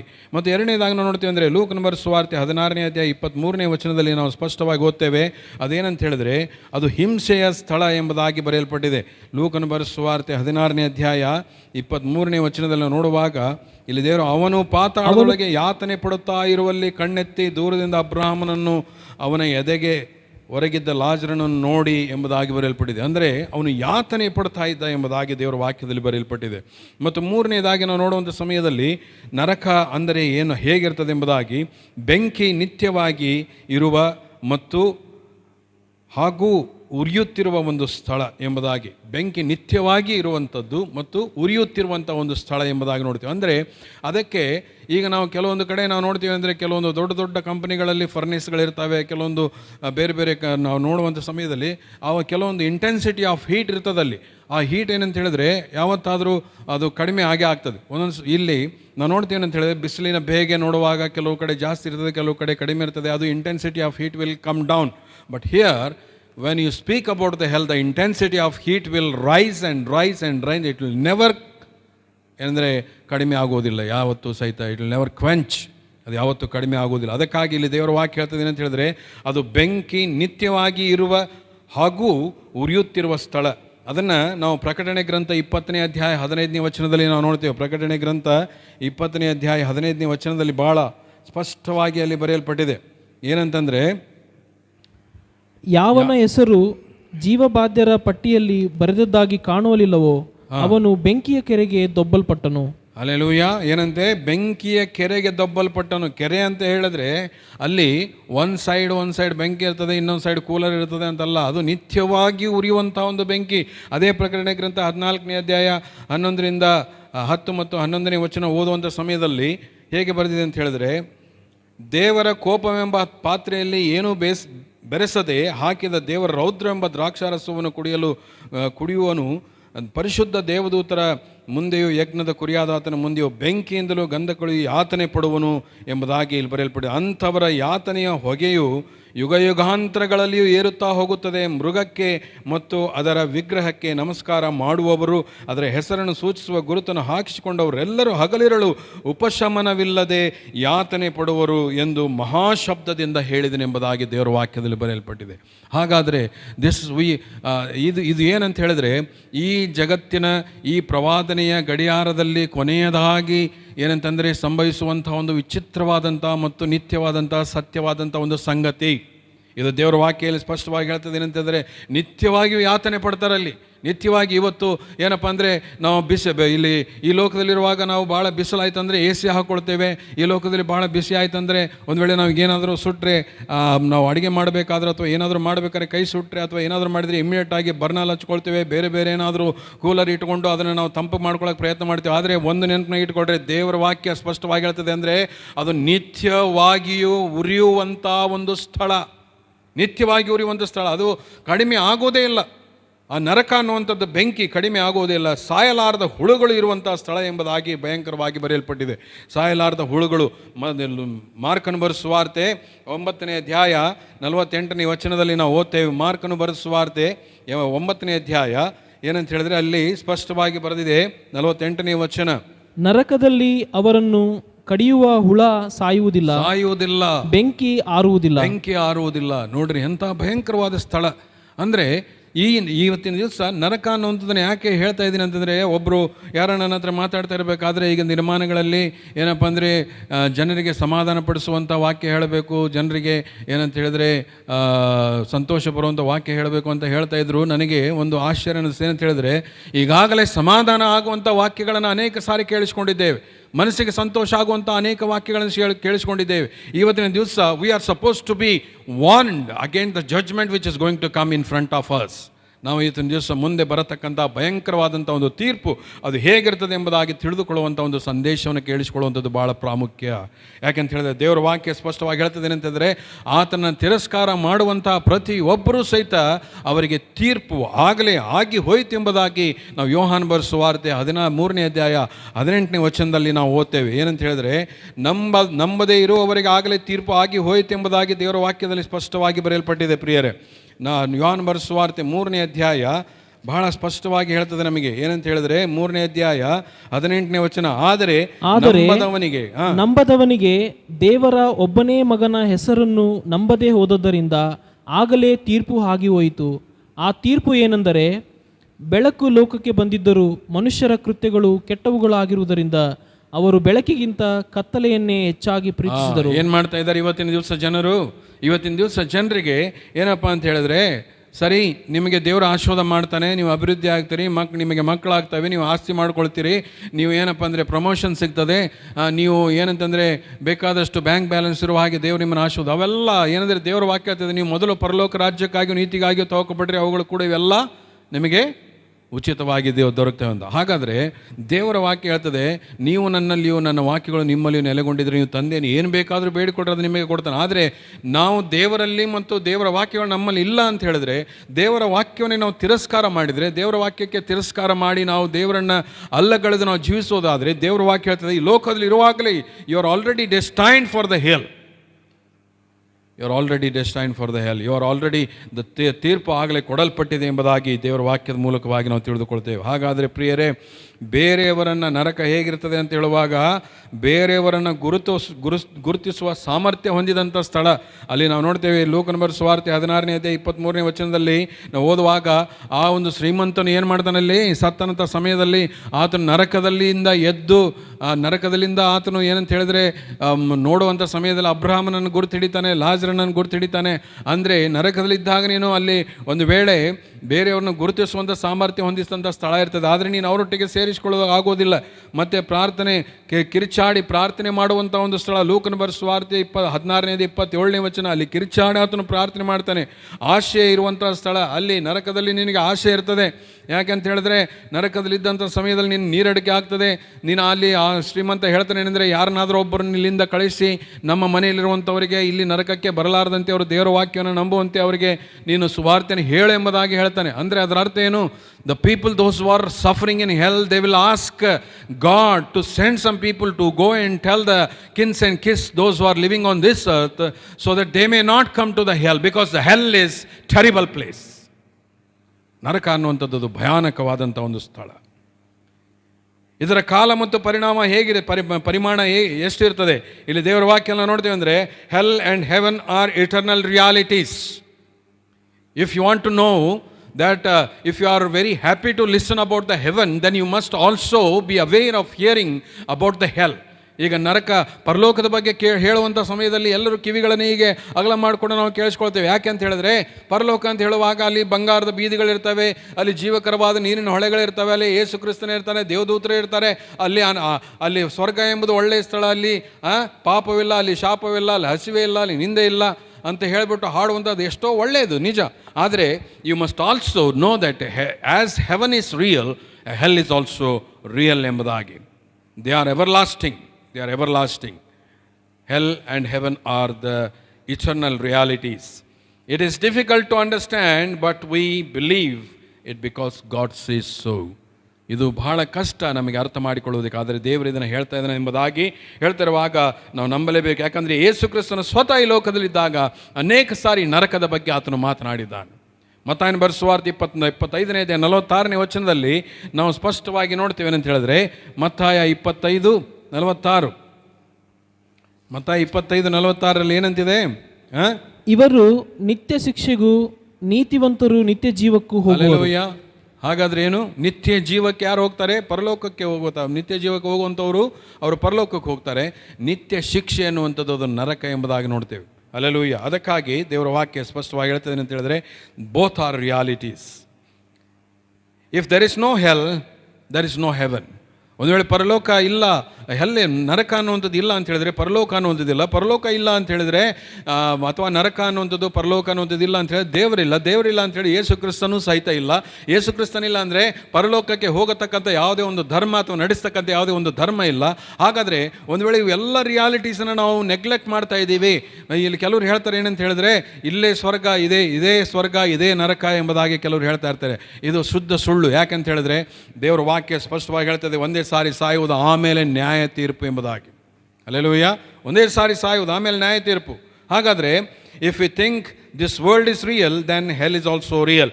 If you think God and Satan are real, then definitely hell is also real.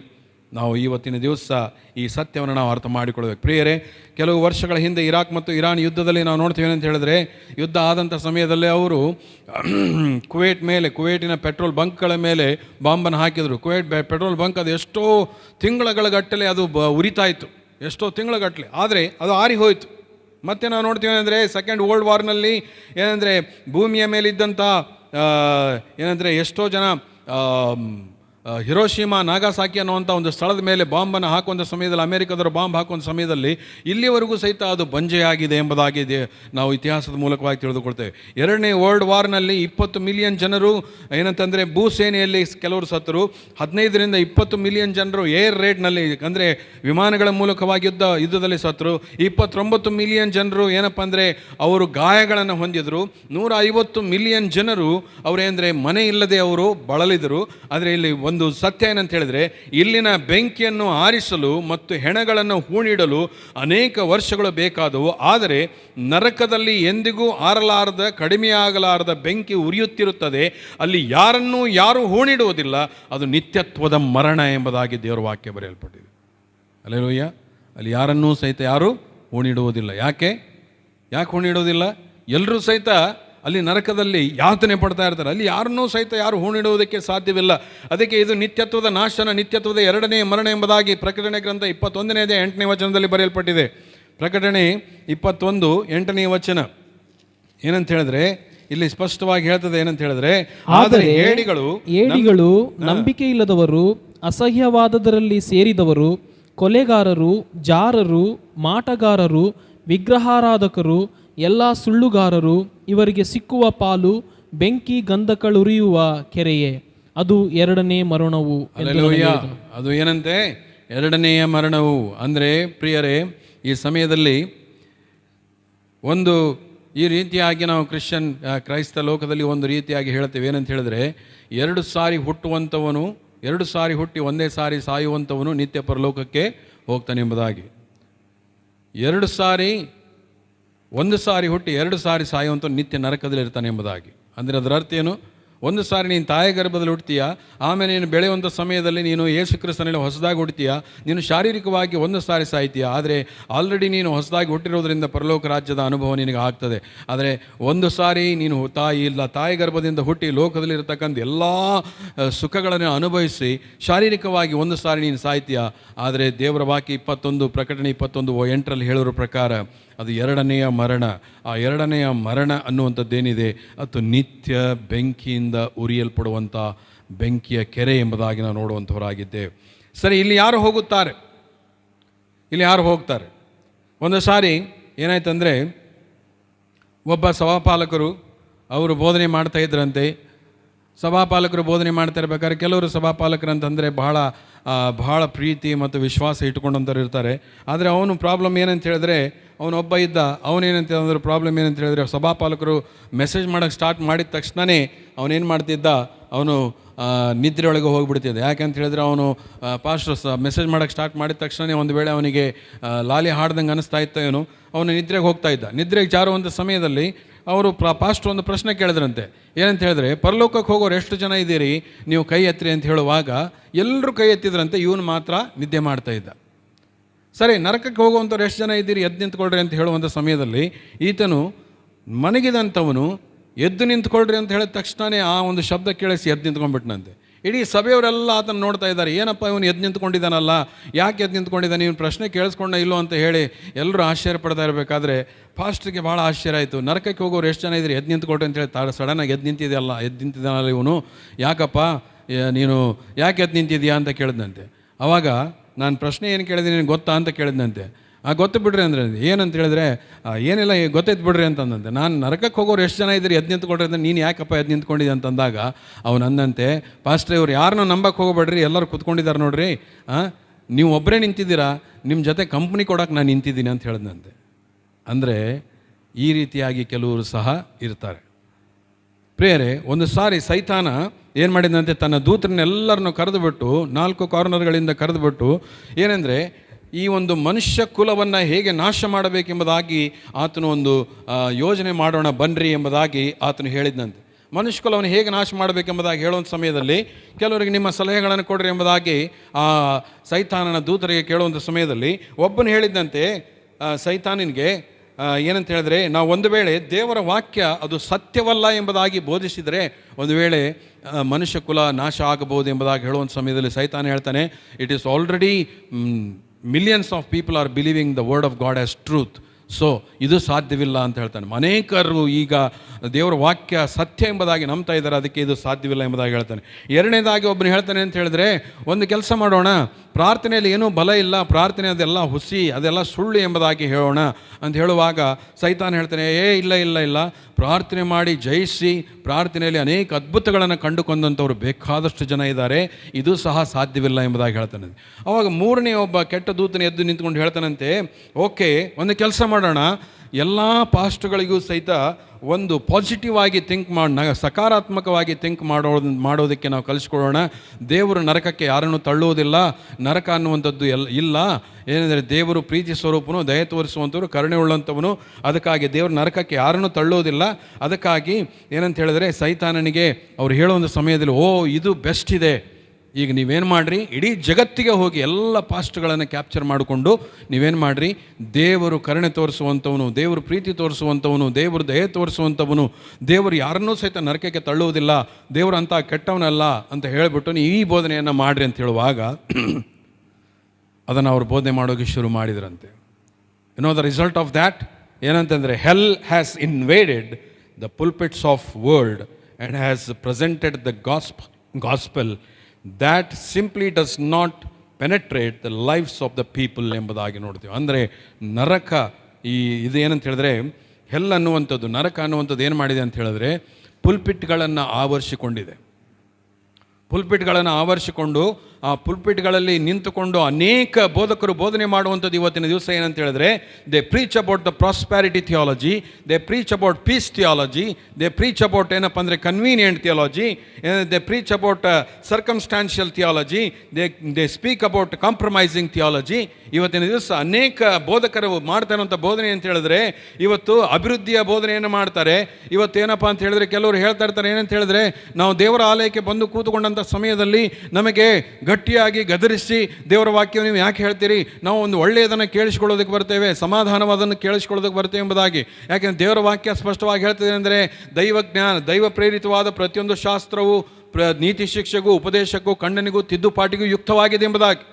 ಹಾಗಾದರೆ ಒಂದು ಸತ್ಯ ಏನಂತ ಹೇಳಿದ್ರೆ, ಇವತ್ತಿನ ದಿವಸ ಅನೇಕ ಸಭೆಗಳಲ್ಲಿ ಏನಾಗ್ತಾ ಇದೆ ಅಂತ ಹೇಳಿದ್ರೆ, ಅಭಿವೃದ್ಧಿಯ ದೈವಜ್ಞಾನ ಶಾಸ್ತ್ರವನ್ನು ಬೋಧನೆ ಮಾಡ್ತಾ ಇದ್ದಾರೆ, ಆಮೇಲೆ ಸಂದರ್ಭಕ್ಕೆ ಅನುಸಾರವಾದಂಥ ದೈವಜ್ಞಾನವನ್ನು ಬೋಧನೆ ಮಾಡ್ತಾ ಇದ್ದಾರೆ, ಮತ್ತು ಅನುಕೂಲಕರವಾದ ದೈವಜ್ಞಾನವನ್ನು ಬೋಧನೆ ಮಾಡ್ತಾ ಇದ್ದಾರೆ, ಸಂಧಾನ ಮಾಡಿಕೊಳ್ಳುವಂಥ ಬೋಧನೆಯನ್ನು ದೈವಜ್ಞಾನವನ್ನು ಬೋಧನೆ ಮಾಡ್ತಾ ಇದ್ದಾರೆ.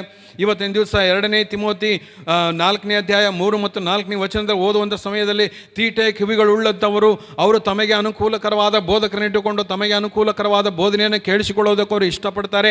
ಯಾಕಂತ ಹೇಳಿದ್ರೆ ಅವರಿಗೆ ಗದರಿಸಿ ಹೇಳಿದರೆ ಅವರಿಗೆ ಒಳ್ಳೆಯ ಇಷ್ಟ ಆಗೋದಿಲ್ಲ, ಅವರಿಗೆ ಖಂಡಿಸಿ ಹೇಳಿದರೆ ಅವ್ರು ಇಷ್ಟ ಆಗೋದಿಲ್ಲ. ಆತನು ಕುಡಿದು ಬರ್ತಾನೆ, ದೇವರ ಆಲಯಕ್ಕೆ ಬರ್ತಾನೆ ಅಂತ ಹೇಳಿದ್ರೆ ಅವನಿಗೇನಪ್ಪ ಅಂತ ಹೇಳಿದ್ರೆ ಅವನಿಗೆ ಖಂಡಿಸಬಾರ್ದು. ಒಬ್ಬ ವ್ಯಭಿಚಾರಿ ಮಾಡಿ ಆತನು 2-3 ಹೆಂಡತಿಯನ್ನು ಮಾಡ್ಕೊಂಡಂಥವನು ದೇವರ ಆಲಯಕ್ಕೆ ಬರ್ತಾ ಇದ್ದಾನೆ, ಅವನಿಗೆ ಖಂಡಿಸಬಾರ್ದು. ಆತನೊಬ್ಬ ಕಳ್ಳತನ ಮಾಡಿ ಆತನು ದೇವರ ಆಲಯಕ್ಕೆ ಬರ್ತಾ ಇರ್ತಾನೆ, ಅವನಿಗೆ ಖಂಡಿಸಬಾರ್ದು.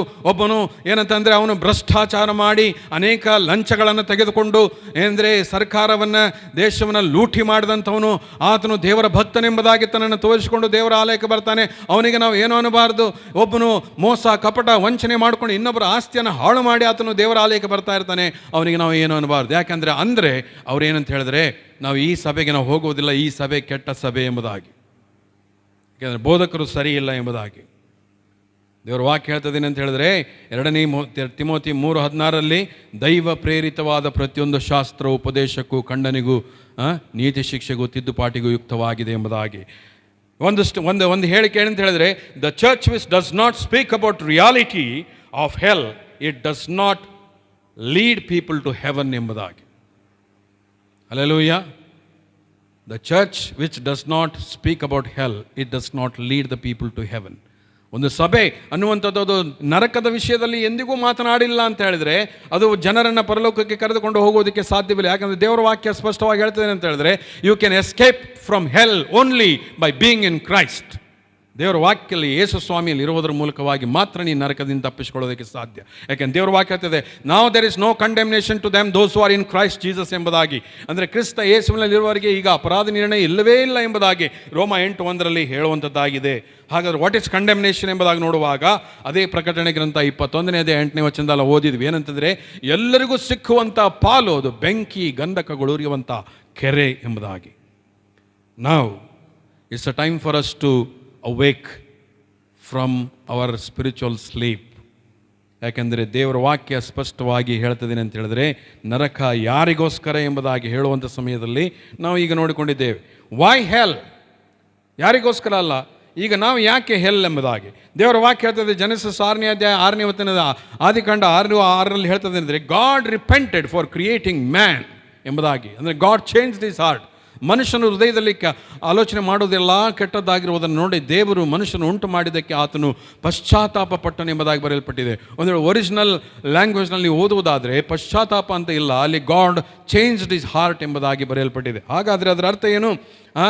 ದೇವರು ಮನುಷ್ಯನ ಉಂಟು ಮಾಡಿದ್ದಕ್ಕೆ ಪಶ್ಚಾತ್ತಾಪ ಪಡ್ತಾ ಇದ್ದಾನೆ ಅಂತ ಹೇಳಿದ್ರೆ, ಮನುಷ್ಯನ ಪಾಪ ಅನ್ನುವಂಥದ್ದು ಅದೆಷ್ಟು ಭಯಾನಕವಾಗಿದೆ. ಒಂದು ವೇಳೆ ಸಾಧ್ಯವಾದರೆ ದೇವರಿಗೆ ಲಂಚ ಕೊಡುವಷ್ಟು ದುಷ್ಟತನವನ್ನು ಈ ಲೋಕದಲ್ಲಿ ಜನರು ಮಾಡ್ತಾ ಇದ್ದಾರೆ. ನಾವು ಕೆಲವು ವರ್ಷಗಳ ಹಿಂದೆ ನಾವು ನೋಡಿಕೊಂಡು ಏನಂತ ಹೇಳಿದ್ರೆ, ಒಬ್ಬ ರಾಜಕಾರಣಿ, ಅವನು ರಾಜಕಾರಣದಲ್ಲಿದ್ದ, ಅವನು ದೇಶವನ್ನು ಲೂಟಿ ಮಾಡಿದ, ದೇಶವನ್ನು ಸಿಕ್ಕಾಪಟ್ಟೆ ಲೂಟಿ ಮಾಡಿ ಮೋಸ್ತನ ಭ್ರಷ್ಟಾಚಾರ ಎಲ್ಲ ಮಾಡಿಬಿಟ್ಟು ಅವನು ತನ್ನ ಪಾಪವನ್ನು ಕವರ್ ಮಾಡಿಕೊಳ್ಳೋದಕ್ಕೋಸ್ಕರ ಯಾವುದೋ ಒಂದು 100 ಕೋಟಿ ಬೆಲೆ ಬಾಳುವಂಥ ಆ ಒಂದು ವಜ್ರದ ಕಿರೀಟವನ್ನು ಒಂದು ದೇವರಿಗೆ ಆತನು ಲಂಚವಾಗಿ ಕೊಟ್ಟ. ಪ್ರಿಯರೇ, ದೇವರಿಗೆ ನಾವು ಲಂಚ ಕೊಟ್ಟು ಪರಲೋಕವನ್ನು ಪಡ್ಕೊಳ್ಳೋದಕ್ಕೆ ಸಾಧ್ಯವಿಲ್ಲ. ರೋಮನ್ ಕ್ಯಾಥಲಿಕ್ಸ್ನಲ್ಲಿ ಪರ್ಗೆಟ್ರಿ ಎಂಬುದಾಗಿ ಹೇಳ್ತಾರೆ. ಪರ್ಗೆಟ್ರಿ ಅಂತ ಹೇಳೋದಾದರೆ ಅದರ ಅರ್ಥ ಏನಂತ ಹೇಳಿದ್ರೆ, ಇಲ್ಲಿ ಸತ್ತಂಥ ಜನರಿಗೋಸ್ಕರ ಈ ಲೋಕದಲ್ಲಿ ಕೆಲವೊಂದು ಪೂಜೆ ಪುನಸ್ಕಾರಗಳನ್ನು ಮಾಡಿದರೆ, ಕೆಲವೊಂದು ದಾನ ಧರ್ಮಗಳನ್ನು ಮಾಡಿದರೆ ದೇವರು ಅವರ ಶಿಕ್ಷೆಯನ್ನು ಕಡಿಮೆ ಮಾಡ್ತಾನೆ. There is no such things in the Bible. There is no such things. Once you are condemned to hell, you will be there for eternity and eternity and eternity. Do not be condemned to the ಹೆಲ್.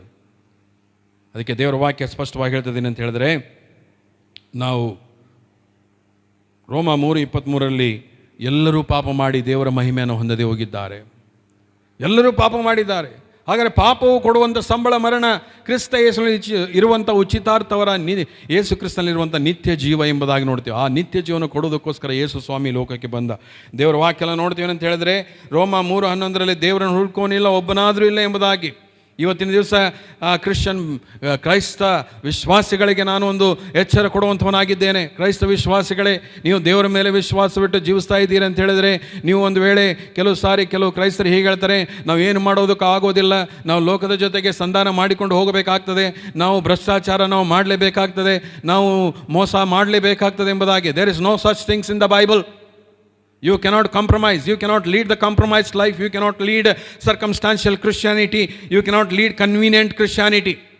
ನಿನಗೆ ಅನುಕೂಲಕರವಾದಂಥ ಕ್ರೈಸ್ತತ್ವ ನಡೆಸಿಕೊಳ್ಳೋದಕ್ಕೆ ಸಾಧ್ಯವಿಲ್ಲ. ನೀನು ಸಂಧಾನ ಮಾಡಿಕೊಳ್ಳುವಂಥ ಕ್ರೈಸ್ತತ್ವ ನಡೆಸಿಕೊಳ್ಳುವಂಥ ಸಾಧ್ಯವಿಲ್ಲ.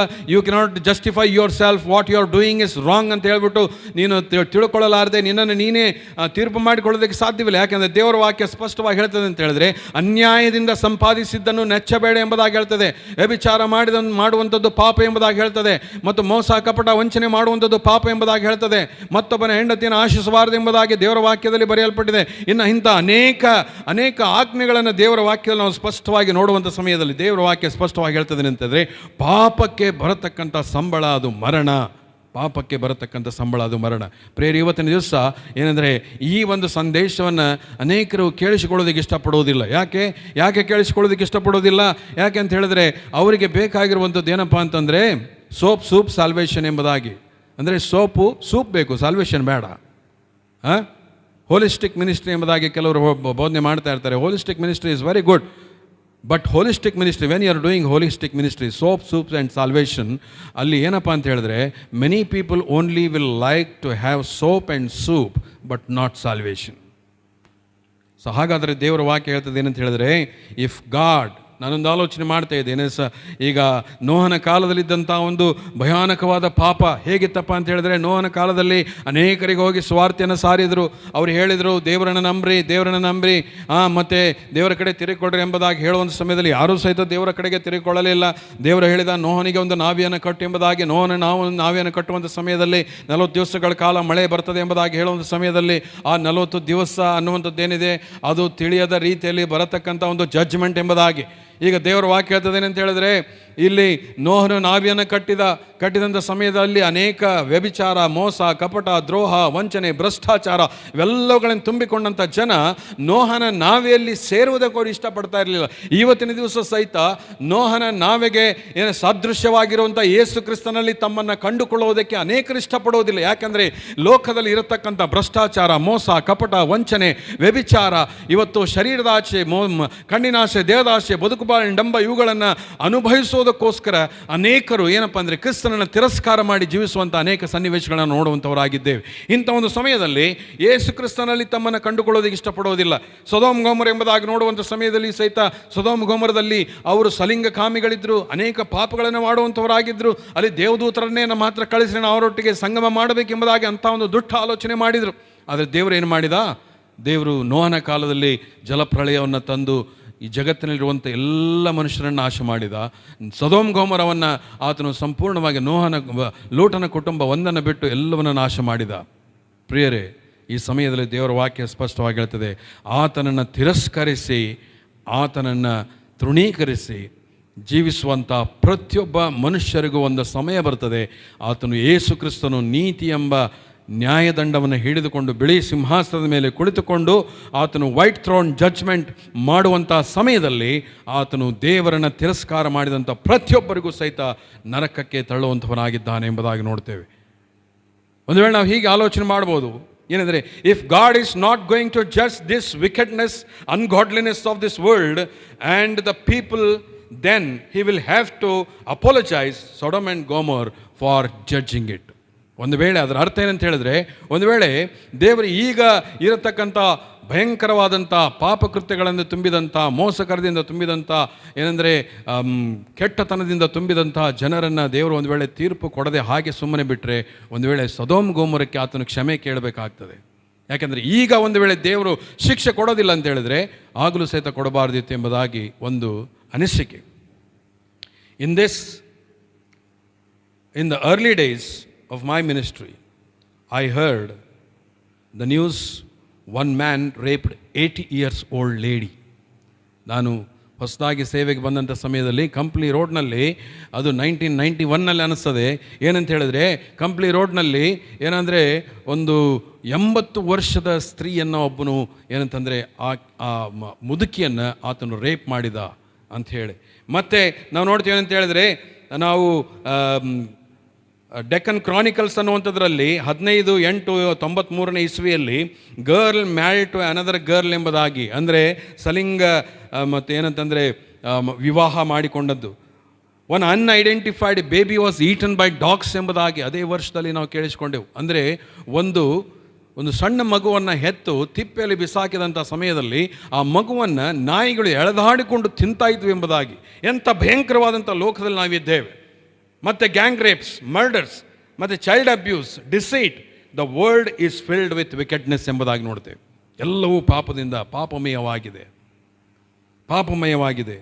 Can God keep silent watching all this wickedness? ದೇವರು ಇವೆಲ್ಲವನ್ನು ನೋಡುತ್ತಾ ಆತನು ಸುಮ್ಮನೆ ಕೂತ್ಕೊಳ್ಳೋದಕ್ಕೆ ಸಾಧ್ಯ ಇದೆಯಾ? ದೇವರ ವಾಕ್ಯ ಹೇಳ್ತದೆ ಏನಂದರೆ, ಆತ ನಂಬಿದಂಥ ವಿಶ್ವಾಸಿಗಳನ್ನು ಕರೆದುಕೊಂಡು ಹೋಗೋದಕ್ಕೋಸ್ಕರ ಆತನು ಪರಲೋಕದಿಂದ ಆತನು ಮಧ್ಯಾಕಾಶ ಕಾಣಿಸಿಕೊಳ್ಳುವಾಗ ಸಭೆ ಎಂಬ ಕನ್ನಿಕೆ ಅದು ಎತ್ತಲ್ಪಡ್ತದೆ. ಸಭೆ ಎಂಬ ಕನ್ನಿಕೆ ಅದು ಎತ್ತಲ್ಪಟ್ಟ ಮೇಲೆ ದೇವರ ವಾಕ್ಯದಲ್ಲಿ ಸ್ಪಷ್ಟವಾಗಿ ಬರೆಯಲ್ಪಟ್ಟಿದೆ, ಸಭೆ ಎಂಬ ಕನ್ನಿಕೆ ಅದು ಎತ್ತಲ್ಪಟ್ಟ ಮೇಲೆ 7 ವರ್ಷ ಮಹಾಹಿಂಸೆ ಕಾಲ ಆ ಕ್ರಿಸ್ತ ವಿರೋಧಿ ಅನ್ನುವಂಥವನು ಬರ್ತಾನೆ, ಸೈತಾನ ಅನ್ನುವಂಥವನು ಬರ್ತಾನೆ, ಸುಳ್ಳು ಬೋಧಕನ ಅನ್ನುವಂಥವನು ಬರ್ತಾನೆ. ಅವರೆಲ್ಲ ತಮ್ಮ ಅಟ್ಟಹಾಸವನ್ನು ಮಾಡಿ ಈ ಲೋಕದಲ್ಲಿ ಅನೇಕರನ್ನು ನಾಶ ಮಾಡುವುದಕ್ಕೆ, ಅನೇಕರನ್ನು ಹಾಳು ಮಾಡುವುದಕ್ಕೆ, ಅನೇಕರನ್ನು ಮೋಸ ಮಾಡುವುದಕ್ಕೆ, ಈ ಲೋಕದಲ್ಲಿ ಭಯಾನಕವಾದ ಪಾಪಕೃತ್ಯಗಳನ್ನು ಮಾಡುವಂತಹ ಸಮಯದಲ್ಲಿ 7 ವರ್ಷ ಮಹಾಹಿಂಸೆ ಕಾಲದಲ್ಲಿ ದೇವರು ಸೈತಾನನನ್ನು, ಆತನ ದೂತರನ್ನು, ಸುಳ್ಳು ಪ್ರವಾದಿಯನ್ನು ಮತ್ತು ಈ ಲೋಕದಲ್ಲಿ ಎಲ್ಲ ಅಧಿಕಾರಗಳನ್ನು ಸಂಪೂರ್ಣವಾಗಿ ನಾಶ ಮಾಡುವಂತಹ ಒಂದು ಸಮಯ ಬರ್ತದೆ. ಆ ಒಂದು ವೇಳೆ ದೇವರು ಸೈತಾನನನ್ನು, ಕ್ರಿಸ್ತ ವಿರೋಧಿಯನ್ನು ಮತ್ತು ಎಲ್ಲ ಒಂದು ಕೆಟ್ಟತನವನ್ನು ನಾಶ ಮಾಡ್ತಾನೆ ಅಂತ ಹೇಳಿದ್ರೆ, ದೇವರನ್ನು ತಿರಸ್ಕಾರ ಮಾಡಿ ಈ ಲೋಕದಲ್ಲಿ ದೇವರನ್ನು ಮರೆತು ಬಾಳುವಂಥ ಪ್ರತಿಯೊಬ್ಬನನ್ನು ಸಹಿತ ಆತನು ಶಿಕ್ಷೆಗೆ ಒಳಪಡಿಸುವಂಥವನಾಗಿದ್ದಾನೆ. ಯಾಕೆಂದರೆ ದೇವರು ಪರಿಶುದ್ಧನಾಗಿದ್ದಾನೆ, ದೇವರು ನೀತಿವಂತನಾಗಿದ್ದಾನೆ, ದೇವರು ಆತನು ದಗದಗಿಸುವ ಅಗ್ನಿಯಾಗಿದ್ದಾನೆ, ದೇವರು ಎಲ್ಲವನ್ನ ನಾಶ ಮಾಡುವಂಥ ದೇವರಾಗಿದ್ದಾನೆ, ಎಲ್ಲ ಪಾಪಕೃತ್ಯಗಳನ್ನು ನಾಶ ಮಾಡುವಂಥವನಾಗಿದ್ದಾನೆ. ಹಲ್ಲೆಲೂಯ.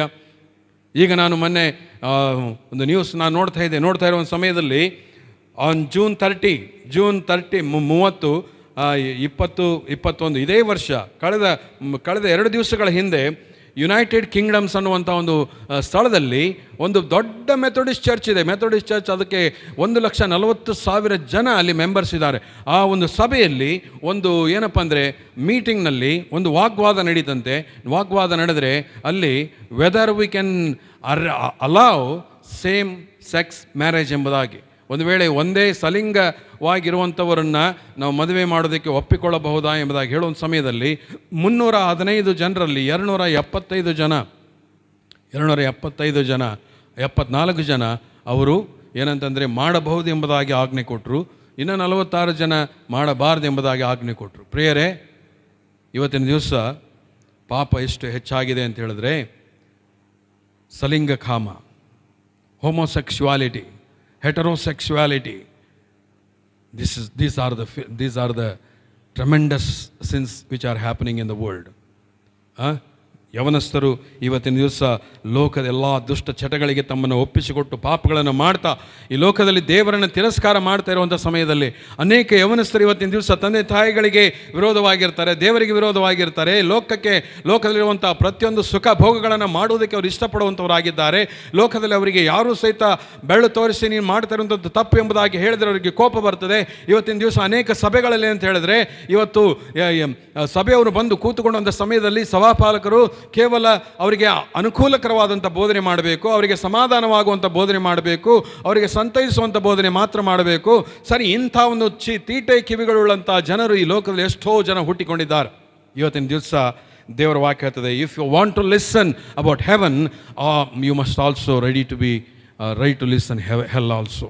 ಯಾಕೆಂದರೆ ನರಕ ಅನ್ನೋದ್ರ ಬಗ್ಗೆಯೂ ಸಹಿತ ನೀನು ತಿಳಿದುಕೊಳ್ಳಬೇಕು. ಯಾಕೆಂದರೆ ದೇವರ ವಾಕ್ಯ ಇಬ್ರಿಯರಿಗೆ ಬರೆದ ಪತ್ರಿಕೆ 2ನೇ ಅಧ್ಯಾಯದಲ್ಲಿ ಯಾಕೆ ನರಕ ಎಂಬುದಾಗಿ ನೋಡುವಾಗ, because they have neglected the great salvation ಎಂಬುದಾಗಿ. ಇಂಥ ಒಂದು ಶ್ರೇಷ್ಠವಾದ ರಕ್ಷಣೆಯನ್ನು ನೀನು ನಿರ್ಲಕ್ಷ್ಯ ಮಾಡಿದರೆ ನೀನು ತಪ್ಪಿಸಿಕೊಳ್ಳುವುದು ಹೇಗೆ ಎಂಬುದಾಗಿ ದೇವರ ವಾಕ್ಯ ಬರೆಯಲ್ಪಟ್ಟಿದೆ. The world is running towards material prosperity. ಜಗತ್ತು ಅದು ಲೋಕದಲ್ಲಿ ಏನಪ್ಪ ಅಂತಂದರೆ ಈಗ ಎಲ್ಲ ಭೌತಿಕವಾದಂಥ ಅಭಿವೃದ್ಧಿಯನ್ನು ನೋಡಿಕೊಂಡು ಹೋಗ್ತಾ ಇದೆ. ಇಲ್ಲಿ ದೇವರ ವಾಕ್ಯ ಹೇಳ್ತದೆ ಏನಂದರೆ, ಮಾರ್ಕನ ಬರೆದ ಸುವಾರ್ತೆ 8:36-37ರಲ್ಲಿ, if a man gains the whole world what profiteth for him. ಆತನೊಬ್ಬ ಮನುಷ್ಯನು ಲೋಕವನ್ನೆಲ್ಲ ಸಂಪಾದನೆ ಮಾಡಿಕೊಂಡು ಆತನು ಆತ್ಮ ನಷ್ಟಪಟ್ಟರೆ ಏನು ಪ್ರಯೋಜನವಿದೆ? ಪ್ರಿಯರೇ, ಇವತ್ತಿನ ದಿವಸ ನಾನು ಯಾವುದನ್ನು ಸಂಪಾದನೆ ಮಾಡಿಕೊಳ್ಳೋದಕ್ಕೆ ಪ್ರಯತ್ನ ಮಾಡ್ತಾ ಇದ್ದೀನಿ. ಒಂದು ವೇಳೆ ಲೋಕವನ್ನು ಸಂಪಾದನೆ ಮಾಡಿಕೊಳ್ಳೋದಕ್ಕೆ ನೀನು ಪ್ರಯತ್ನ ಮಾಡಿದರೆ ದೇವರ ವಾಕ್ಯ ಹೇಳ್ತದೆ ಏನಂದರೆ, ನೀನು ಲೋಕದಲ್ಲಿ ಗಂಟು ಮಾಡಿಟ್ಟುಕೊಳ್ಳಬೇಡ, ಯಾಕಂದರೆ ಅದು ನುಸಿ ಹಿಡಿದು ಹಾಳಾಗಿ ಹೋಗ್ತದೆ, ಇದು ಪರಲೋಕದಲ್ಲಿ ನೀನು ಗಂಟು ಮಾಡಿಟ್ಟುಕೋ ಎಂಬುದಾಗಿ ಹೇಳ್ತದೆ. ಹಲ್ಲೆಲೂಯಾ. ಹಾಗಾದ್ರೆ ಅದರ ಅರ್ಥ ಏನಂತ ಹೇಳಿದ್ರೆ, ನೀನು ಲೋಕದಲ್ಲಿ ಸಂಪಾದನೆ ಮಾಡಬೇಡ, ಮನೆ ಕಟ್ಟಬೇಡ, ನಿನಗೇನು ಒಳ್ಳೆಯ ರೀತಿಯಿಂದ ಬದುಕಬೇಡ ಅಂತಲ್ಲ. ಆದರೆ your priority must be god. ನಿನ್ನ ಒಂದು ಪ್ರಾಮುಖ್ಯತೆ ದೇವರಿರಬೇಕು. ನಿನ್ನ ಜೀವಿತದಲ್ಲಿ ಪ್ರಾಮುಖ್ಯತೆ ದೇವರಿರಬೇಕು. ನಿನ್ನ ಜೀವಿತದಲ್ಲಿ ದೇವರಿಗೆ ನಿನ್ನನ್ನು ಒಪ್ಪಿಸಿಕೊಟ್ಟು ಜೀವಿಸುವಂಥವನಾಗಿರಬೇಕು. ನಿನ್ನ ಜೀವಿತದಲ್ಲಿ ದೇವರ ಪರಿಶುದ್ಧವಾದಂಥ ಆ ಒಂದು ವಾಕ್ಯಗಳನ್ನು ಅನುಸರಿಸಿ ನಡೆಯುವಂಥವನಾಗಿರಬೇಕು. ದೇವರ ಪ್ರಸನ್ನತೆಯಲ್ಲಿ ಬೆಳೆಯುವಂಥವನಾಗಿರಬೇಕು. ಯಾಕಂದರೆ ಮಧ್ಯಾಕಾಶದಲ್ಲಿ ಯೇಸು ಕ್ರಿಸ್ತನು ಕಾಣಿಸಿಕೊಳ್ಳುವಂಥ ಸಮಯದಲ್ಲಿ ಆ ಒಂದು ಸಮಯದಲ್ಲಿ ಮೋಸಗಾರರು, ಕಪಟಗಳು, ಜಾರತ್ವ ಮಾಡುವಂಥವರು, ವ್ಯಭಿಚಾರಿಗಳು, ವಿಗ್ರಹಾರಾಧಕರರು, ಇಂಥವ್ರು ಯಾರು ಸಹಿತ ಎತ್ತಲ್ಪಡೋದಿಲ್ಲ.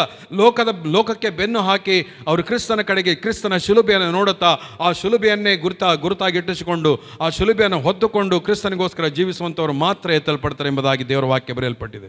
ಹಲ್ಲೆಲೂಯಾ. ಸೊ ಹಾಗಾದರೆ ದೇವರ ವಾಕ್ಯ ಸ್ಪಷ್ಟವಾಗಿ ಹೇಳ್ತದೆ ಅಂತ ಹೇಳಿದ್ರೆ, ಮಾರ್ಕನ ಬರೆದ ಸುವಾರ್ತೆ 9ನೇ ಅಧ್ಯಾಯ 42-50 ವಚನ ಓದುವಂಥ ಸಮಯದಲ್ಲಿ ಬಹಳ ಅದ್ಭುತವಾದಂಥ ಒಂದು ವಚನ ಬರೆಯಲ್ಪಟ್ಟಿದೆ. ಮಾರ್ಕನ ಬರೆದ ಸುವಾರ್ತೆ 9ನೇ ಅಧ್ಯಾಯ ಮಾರ್ಕ 9 ಅಲ್ಲಿ ಏನಂತ ಇದೆ ಅಂದರೆ, ನಿನ್ನ ಕಣ್ಣು ನಿನ್ನನ್ನು ಪಾಪದಲ್ಲಿ ಸಿಕ್ಕಿಸುವುದಾದರೆ ನೀನೇನು ಮಾಡಂತೆ? ಆ ಕಣ್ಣನ್ನು ಕಿತ್ತು ಹಾಕು. ನಿನ್ನ ಬಾಯಿ ನಿನ್ನನ್ನು ಪಾಪದಲ್ಲಿ ಶಿಕ್ಷಿಸುವುದಾದರೆ ಆ ಬಾಯನ್ನು ನೀನು ತೆಗೆದು ಹಾಕು. ನಿನ್ನ ಕಾಲಕ್ಕೆ ಆ ಪಾಪದಲ್ಲಿ ಶಿಕ್ಷಿಸುವುದಾದರೆ ನೀನು ಕಾಲನ್ನು ಕಡಿದು ಹಾಕು.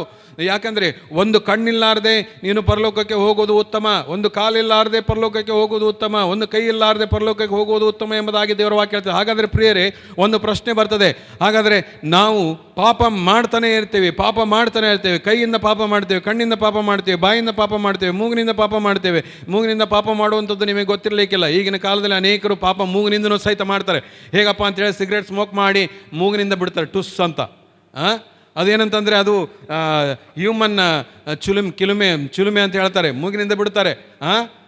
ಈಗ ಮೂಗಿಂದ ಬಿಡುವಂಥದ್ದು. ಈಗ ಕೆಲವರು ಅಫೀಮು, ಗಾಂಜಾ ಅವೆಲ್ಲ ತೊಗೊಂಡು ಮೂಗಿನಿಂದ ವಾಸನೆ ನೋಡ್ತಾರೆ, ಮತ್ತೆ ಇರ್ತಾರೆ. ಅಂದರೆ ನೀನು ಒಂದು ವೇಳೆ ನಿನ್ನ ಅಂಗಾಂಗಗಳು ಯಾವುದಾದ್ರೂ ಪಾಪ ಮಾಡಿದ್ರೆ ಅದನ್ನು ಕಡಿದು ಬಿಸಾಕಂತ ದೇವರು ವಾಕ್ಯ ಹೇಳ್ತದೆ. ಒಂದು ವೇಳೆ ಹಾಗೆ ನಾವು ಕಡಿದು ಬಿಸಾದಕ್ಕೆ ಶುರು ಮಾಡಿದರೆ ನಮ್ಮ ದೇಹದಲ್ಲಿ ಒಂದು ಭಾಗನೂ ಸಹಿತ ಉಳಿಯೋದಿಲ್ಲ. Every day you are going to commit sin, either by your hands, either by your head. ನಿನ್ನ ತಲೆಯಿಂದ ನೀನು ಆಲೋಚನೆಯಿಂದ ಪಾಪ ಮಾಡಿದರೆ ನೀನು ಮಿದುಳನ್ನು ತೆಗೆದು ಬಿಸಾಕಬೇಕು. ತಲೆ ತೆಗೆದು ಬಿಸಾಕಿದ್ರೆ ನೀನು ಸತ್ತೋಗ್ತೀಯ. ನೀನು ಹೃದಯದಿಂದ ಪಾಪ ಮಾಡಿದರೆ ಹೃದಯದಲ್ಲಿ ನೀನು ಹೃದಯ ತೆಗೆದು ಬಿಸಾಕಬೇಕು, ನೀನು ಸತ್ತೋಗ್ತೀಯ. ಕೈಯಿಂದ ಕಾಲಿಂದ ನೀನು ಪಾಪ ಮಾಡಿದರೆ ಒಂದೊಂದೇ ಪಾರ್ಟನ್ನು ತೆಗೆದು ಬಿಸಾಕ್ತಾ ಹೋಗ್ಬಿಟ್ರೆ ಇನ್ನೇನು ಉಳಿತದೆ ನಿನ್ನ ದೇಹದಲ್ಲಿ? ಏನು ಉಳಿಯೋದಿಲ್ಲ. ಹಾಗಾದರೆ ದೇವರ ವಾಕ್ಯ ಹೇಳ್ತದೆ ಏನಂತ ಹೇಳಿದ್ರೆ, ಒನ್ ಸೀರಿಯಸ್ ಥಿಂಗ್, ಈ ಜೀವಿತ ಮುಂದೆ ಬರುವ ಜೀವಿತದ ಬಗ್ಗೆ ಸರಿಯಾದ ತೀರ್ಮಾನ ಮಾಡದೆ ಹೋದರೆ, ಅದರ ಉದ್ದೇಶ ಸರಿಯಾಗಿಲ್ಲ ಅಥವಾ ಅದು ಸರಿಯಾಗಿ ಮುಂಬರುವ ಜೀವಿತದ ಉದ್ದೇಶವನ್ನು ರೂಪಿಸಿಕೊಂಡಿಲ್ಲ ಎಂದು ಹೇಳಬಹುದು. ಯಾಕಂದರೆ only one life is given to you.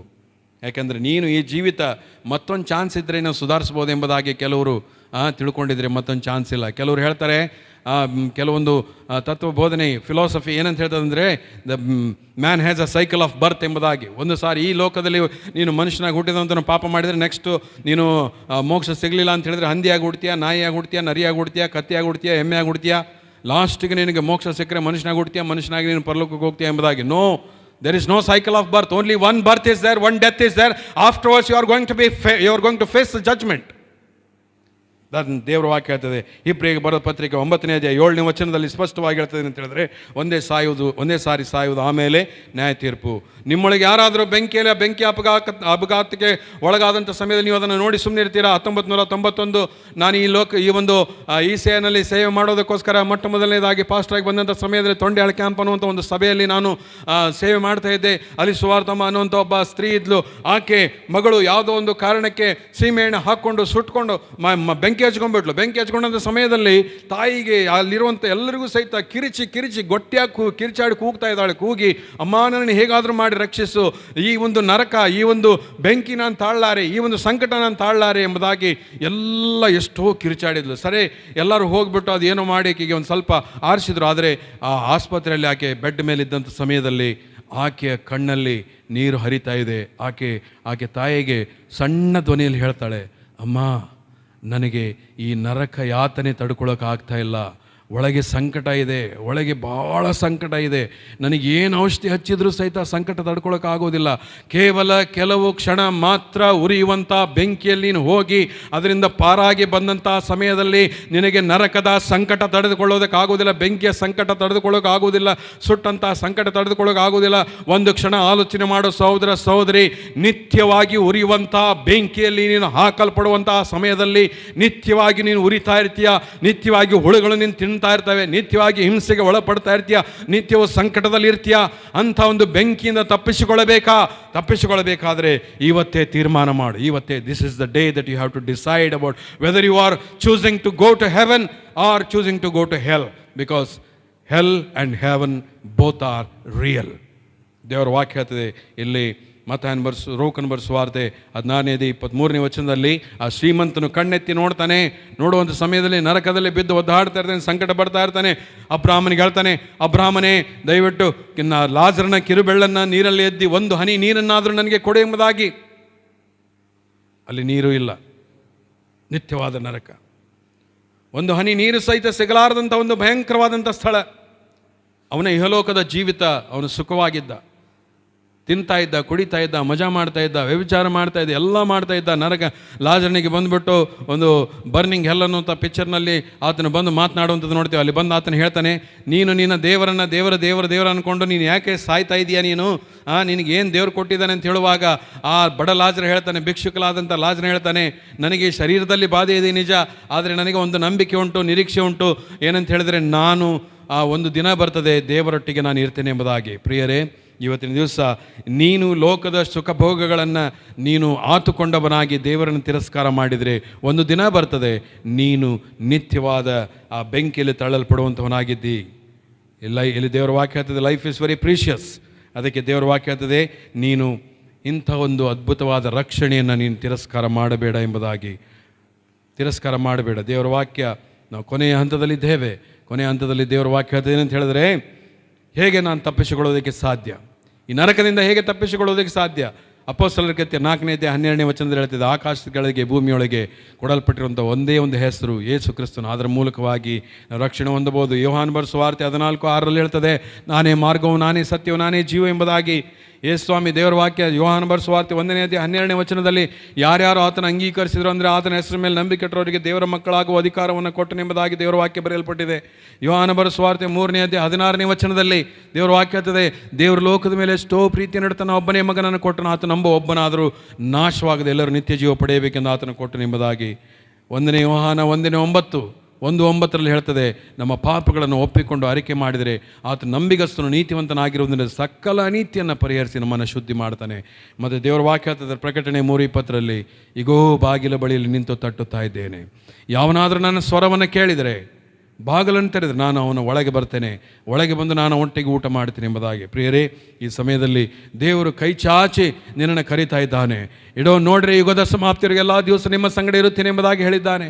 ನಾನು ನಿಮ್ಮನ್ನು ಪ್ರೀತಿಸಿದ್ದು ಶಾಶ್ವತವಾದ ಪ್ರೇಮದಿಂದಲೇ, ಮಮತೆಯಿಂದಲೇ ನಿಮ್ಮನ್ನು ಸೆಳೆದುಕೊಂಡಿದ್ದೇನೆ ಎಂಬುದಾಗಿ ಹೇಳ್ತಾನೆ.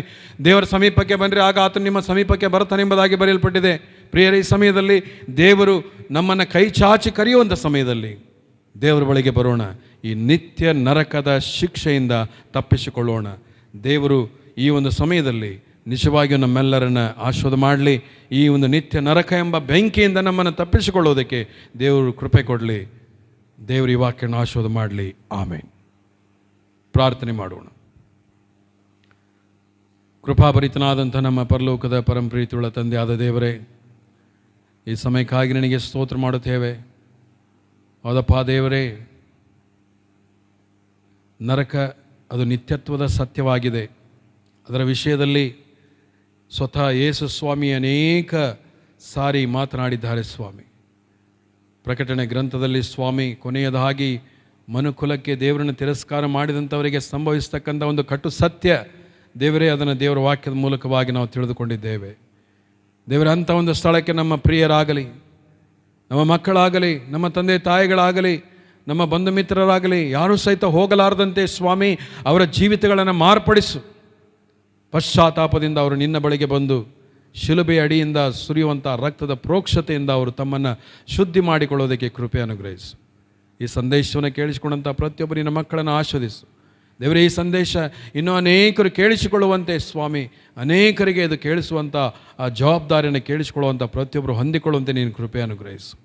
ದಿವಾಯಸ್ವಾಮಿ, ಎಲ್ಲವನ್ನು ನಿನ್ನ ಹಸ್ತಲೊಪ್ಪಿಸಿಕೊಡುತ್ತೇವೆ. ಎಲ್ಲ ಘನತೆ ಮಾನ ಮಹಿಮೆ ಸದಾಕಾಲ ನಿನಗೊಬ್ಬನಿಗೆ ಸಲ್ಲಿಸುತ್ತಾ ಯೇಸು ಸ್ವಾಮಿ ಬೇಡುತ್ತೇವೆ ತಂದೆ, ಆಮೇನ್. ನಾವೆಲ್ಲರೂ ಒಟ್ಟಾಗಿ ಕರ್ತನು ಕಲಿಸಿಕೊಟ್ಟ ಪ್ರಾರ್ಥನೆ ಮಾಡೋಣ. ಪರಲೋಕದಲ್ಲಿರುವ ನಮ್ಮ ತಂದೆ, ನಿನ್ನ ನಾಮವು ಪರಿಶುದ್ಧ ಎನಿಸಲ್ಪಡಲಿ, ನಿನ್ನ ರಾಜ್ಯವು ಬರಲಿ, ನನ್ನ ಚಿತ್ತವು ಪರಲೋಕದಲ್ಲಿ ನೆರವೇರುವ ಪ್ರಕಾರ ಭೂಲೋಕದಲ್ಲಿಯೂ ನೆರವೇರಲಿ. ನಮ್ಮ ಅನುದಿನದ ಆಹಾರನ ಇವತ್ತು ನಮಗೆ ದಯಪಾಲಿಸು. ನಮಗೆ ತಪ್ಪು ಮಾಡೋದು ನಾವು ಕ್ಷಮಿಸಂತೆ ನಮ್ಮ ತಪ್ಪುಗಳನ್ನು ಕ್ಷಮಿಸು. ನಮ್ಮನ್ನು ಶೋಧನೆಗೆ ಸೇರಿಸಿ ಕೇಳಿ ತಪ್ಪಿಸು. ಯಾಕಂದರೆ ರಾಜ್ಯವು ಬಲವು ಮಹಿಮೆಯು ಸದಾಕಾಲ ನಿನ್ನವೇ ತಂದೆ, ಆಮೇನ್. ವಿಶ್ವಾಸದಿಂದ ದೇವರ ಆಶೀರ್ವಾದ ಹೊಂದಿಕೊಳ್ಳೋಣ. ಈಗ ನಮ್ಮ ರಕ್ಷಕನಾದ ಯೇಸು ಕ್ರಿಸ್ತನ ಕೃಪೆ, ತಂದೆಯಾದ ದೇವರ ಪ್ರೀತಿ, ಪರಿಶುದ್ಧಾತ್ಮನ ಅನ್ಯೋನ್ಯತೆಯ ಸಹವಾಸ ಈಗಲೂ ಯಾವಾಗಲೂ ಸದಾಕಾಲವು ಈ ಸಂದೇಶವನ್ನು ಕೇಳಿಸಿಕೊಂಡಂತೆ ಎಲ್ಲ ನಿನ್ನ ಪ್ರಿಯ ಮಕ್ಕಳೊಂದಿಗೂ, ಈ ಒಂದು ಆರಾಧನೆಯಲ್ಲಿ ಪಾಲ್ಗೊಂಡಂತೆ ಎಲ್ಲ ನಿನ್ನ ಪ್ರಿಯ ಮಕ್ಕಳೊಂದಿಗೂ, ನಿನ್ನ ಆಶೀರ್ವಾದಕ್ಕೋಸ್ಕರ ಎದುರು ನೋಡುವಂಥ ಪ್ರತಿಯೊಬ್ಬ ನಿನ್ನ ಮಕ್ಕಳೊಂದಿಗೂ, ಕಷ್ಟ ಸಂಕಟಗಳಿಂದ ತುಂಬಿಕೊಂಡು ಕಣ್ಣೆತ್ತಿ ನಿನ್ನ ಕಡೆಗೆ ನೋಡುವಂಥ ಪ್ರತಿಯೊಬ್ಬ ವಿಶ್ವಾಸಿಗಳೊಂದಿಗೂ ನಿರಂತರವಾಗಿರಲಿ. ಆಮೇನ್. ದೇವರು ನಿಮ್ಮನ್ನು ಆಶೀರ್ವಾದ ಮಾಡಲಿ. ಪ್ರಿಯರೇ, ಕೇಳಿಸ್ಕೊಂಡಂಥ ಈ ದೇವರ ವಾಕ್ಯ ಒಂದು ವೇಳೆ ನೀವು ಇಷ್ಟಪಟ್ಟರೆ ಅನೇಕರಿಗೆ ಇದನ್ನು ನೀವು ಫಾರ್ವರ್ಡ್ ಮಾಡಿರಿ. ಯಾಕೆಂದರೆ ಅನೇಕರು ಇದನ್ನು ನಂಬಬೇಕು. ಮತ್ತು ಅಷ್ಟು ಮಾತ್ರವಲ್ಲದೆ ಈ ಒಂದು ಚಾನಲ್ನ ಸಬ್ಸ್ಕ್ರೈಬ್ ಮಾಡಿರಿ. ದೇವರು ನಿಮ್ಮನ್ನು ಆಶೀರ್ವಾದ ಮಾಡಿ. ಆಮೇನ್.